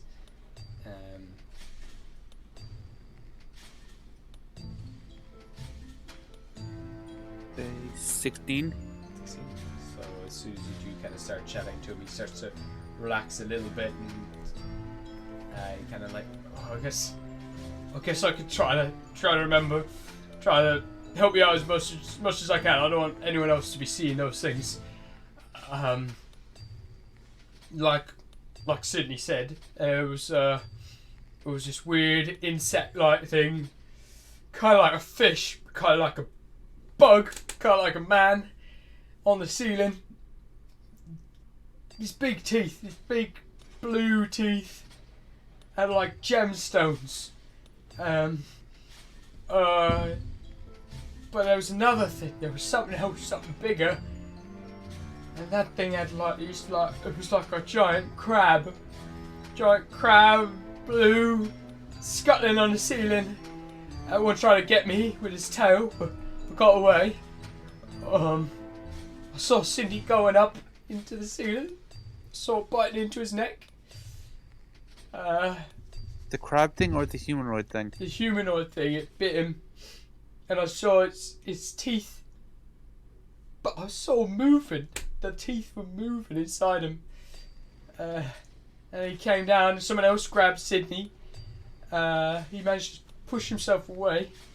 The blue thing was on the ceiling too, kind of scuttling all around, chasing after us. We managed to throw a small cave-in down on it, block it. It broke through eventually. We could hear it scuttling up. All 4, 5, 6 of its legs scuttling away, tapping away, chasing after us, but we got out. We got out in the end. I don't know what that thing does, but it had these big claws. These kind of translucent claws that had like veins and bubbles or something inside them. It was weird. Never seen anything like it. Okay, so there's two things. So one of them is the We got the remoras, we got the thing humanoids, that and grabs. yeah, and we got the crabs. The thing on the ceiling, the humanoid had this spit, this white spit like a spider, and it shot it down onto him and pulled him up. Yeah. They just sound pretty spider-like. This is not going to be a fun job. No, because realistically we have three things to worry with: the humanoid thing, the remote thing, and the crab-like things. So we can't fly, we can't fireball, we can't. We're fucked. In other words, The nerve gas is probably our best bet, but we don't have enough of that. we have enough for a hive. You have enough That's to it. take out the hive when you get there. Unless Joe can whip up some more. Weaponized. His- But this, we Hot- only have like hot 2 days for it, though. That's the issue. Yeah, that's not great. It's gonna be tricky. All right, I think we've got all we need, or all we know, or all we can get from this group. Unless you want to talk to any of the scorched people, but I feel like they're gonna be kind of. Yeah, they're just gonna say it was a rumor raid. Yeah. Okay. Yeah. Alright. So you're heading out? Okay. Yeah. Yeah. That As is. soon as you do start heading out the doors, you see Sydney. He starts to like starts convulsing again, like starts frothing at the mouth, and like starts moving all around the place. And you now you turn around to see, like he's kind of broken out of the Restraints. leather restraints, and he's kind of ripping his shirt open, and he's like screaming as you see this lump start to move up through his stomach, kind of like you see this bulge. It kind of goes up through his chest, goes down again, and then eventually you see this kind of like bulge coming up along his cheek, and then sinks in under his eye. And then you just watch as all the doctors are rushing over towards him. His head explodes. Bits of brain, bits of skull shoot out all over the place, and you now just see this weird tadpole-like creature with these claws and these like rows and rows of teeth that go all the way back down its face. These big bulging yellow eyes, and it starts to like just crawl out of his face, crawl down the body, and start just feeding, like burrowing into his stomach. Just kind of like tearing through his flesh and eating him, and all the doctors are like freaking out, looking all over the place, and just one of them grabs a scalpel and is trying to stab it. It latches onto one of their hands and starts like you can hear this kind of, it's like a chainsaw, like a buzzsaw, kind of like just crunching through all of their bone, all of their skin, as it just makes its way down their body. They start screaming and flick it onto the ground. The eagle's gonna step in and try fucking Yeah, I'm gonna fucking spin around and like get it. Yeah, both give me attack rolls. Surgical strike it. I love how they're doing an encounter while I'm in a brothel. Making business deals. ho Making money. ho. I got a Hey. 13. Okay. I got an 18. Both hit. Yeah, roll for damage for Oh. the two of them. Hit. Oh god. It moves fast, it moves all around the place, but it's squishy. It's like really soft and slimy. Okay. It's kind of black 8 mass. 8 damage. 8 damage. And what did Epic get? 12. 12. So between the two of you, how would you want to do this? I kind of want to do it in such a way that we keep most of it intact. Okay. Because we want to figure out what it is. I can hit it with the like blunt end of my staff, and then you can just like stab it with the tip of your blade. Yeah. Okay. So you bonk it, and then as soon as you do, it's like stops moving. You just kind of stab it a little bit, and it starts to deflate, or a little air kind of comes out of it, and it just goes a little flat. Loses a little bit of its mass, and this kind of black bubbling ooze comes to the surface of it. I will pull the sheet up over Sydney. It's like his stomach's been burned into, and his head has exploded. Immediately, the sheets just stain blood red. Yes. And he's like, Oof. "Oh my god! Oh my god! Oh god!" You calm the fuck down. I'm gonna fucking backhand him. Calm down. It's It's like that scene from Airplane where always slapping your man, trying to get him to calm down. He starts breathing heavily. He's like, oh, right, so that was what was living inside him, eh? I've never seen anything like this. Never in my life. Never in my life. Not in all my days. It was awful. That was awful. Can I check to see if Ebic knows what it is? Because he's a minor. Yeah, give me a nature check. Oh. Oh shit. A 15.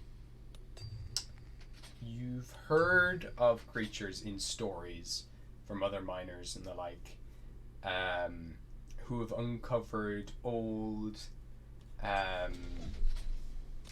doorways, old kind of ritual stones and things like that. You know that sometimes creatures from outside this world get into this world. You've heard them doing a whole plethora of different things. Different people have different stories about them, but you have heard of creatures out there, these alien-like creatures that like to impregnate their prey, and that is how they would reproduce. It's a slow process and painful, but if any of these aliens that you've been warned sometimes by your friends, if any of them get a hand on you, there's a chance that they might have put their seed inside of you, essentially. Few miners who dealt with this one time in the past anytime they had like any wounds on them, they were just killed on the spot to stop it spreading. Okay. That is brutal. Can I see if I can get a glass jar from the? Yeah, you can get like a mason jar and you can scoop it in there. Joe might know what to do with this. God damn. Alright, I think that's all we're gonna get from here. And we literally have a specimen. So we have Cthulhu alien xenomorph things coming through the mines. Something along those lines. Crab-like beings that we don't know. And Yeah, they're basically just D&D xenomorphs, aren't they, really? It's gonna be fun, because they're notoriously easy to kill. You see one of these blood elves start to make their way towards you, kind of gets off the bed and puts his hand on your shoulder, kind of holding his side where it's all kind of covered in bandages. And he just says, hello. If you are going in there, I know this is a lot to ask, but if you see my brother,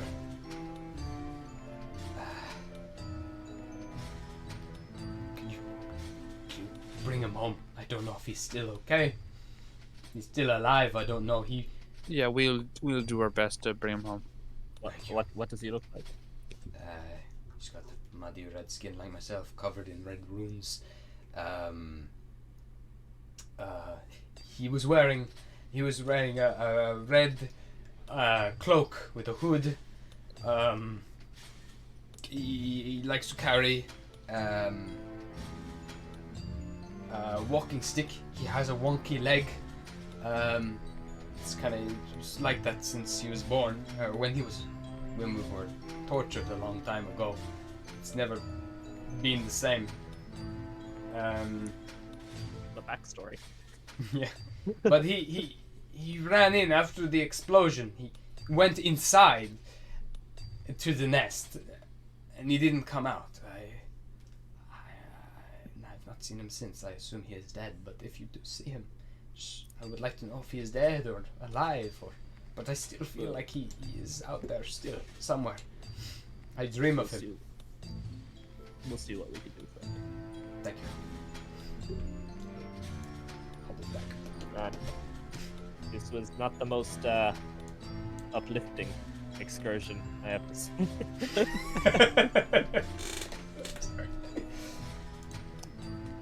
Yeah, so we have that's an fine, infestation of that's xenomorphs, crabs, Crabs. and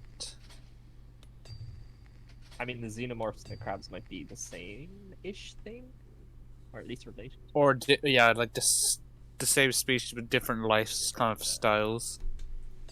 Either one. Like And- one's the impregnator, one's the thing that grabs them to be impregnated. Maybe. I mean, all we know is we need really thick scarves,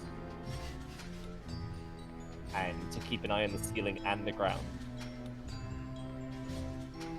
which is gonna be fun. Alrighty. So, Yeah. we'll say that you can regroup with Joe later that night back in the tavern to discuss things further. Cedric will probably come back from the shop as well. You can all meet up in Joe's room. We'll say it's the biggest one there. And we'll pick up, I guess, in 2 weeks' time, where you can discuss what you're going to do.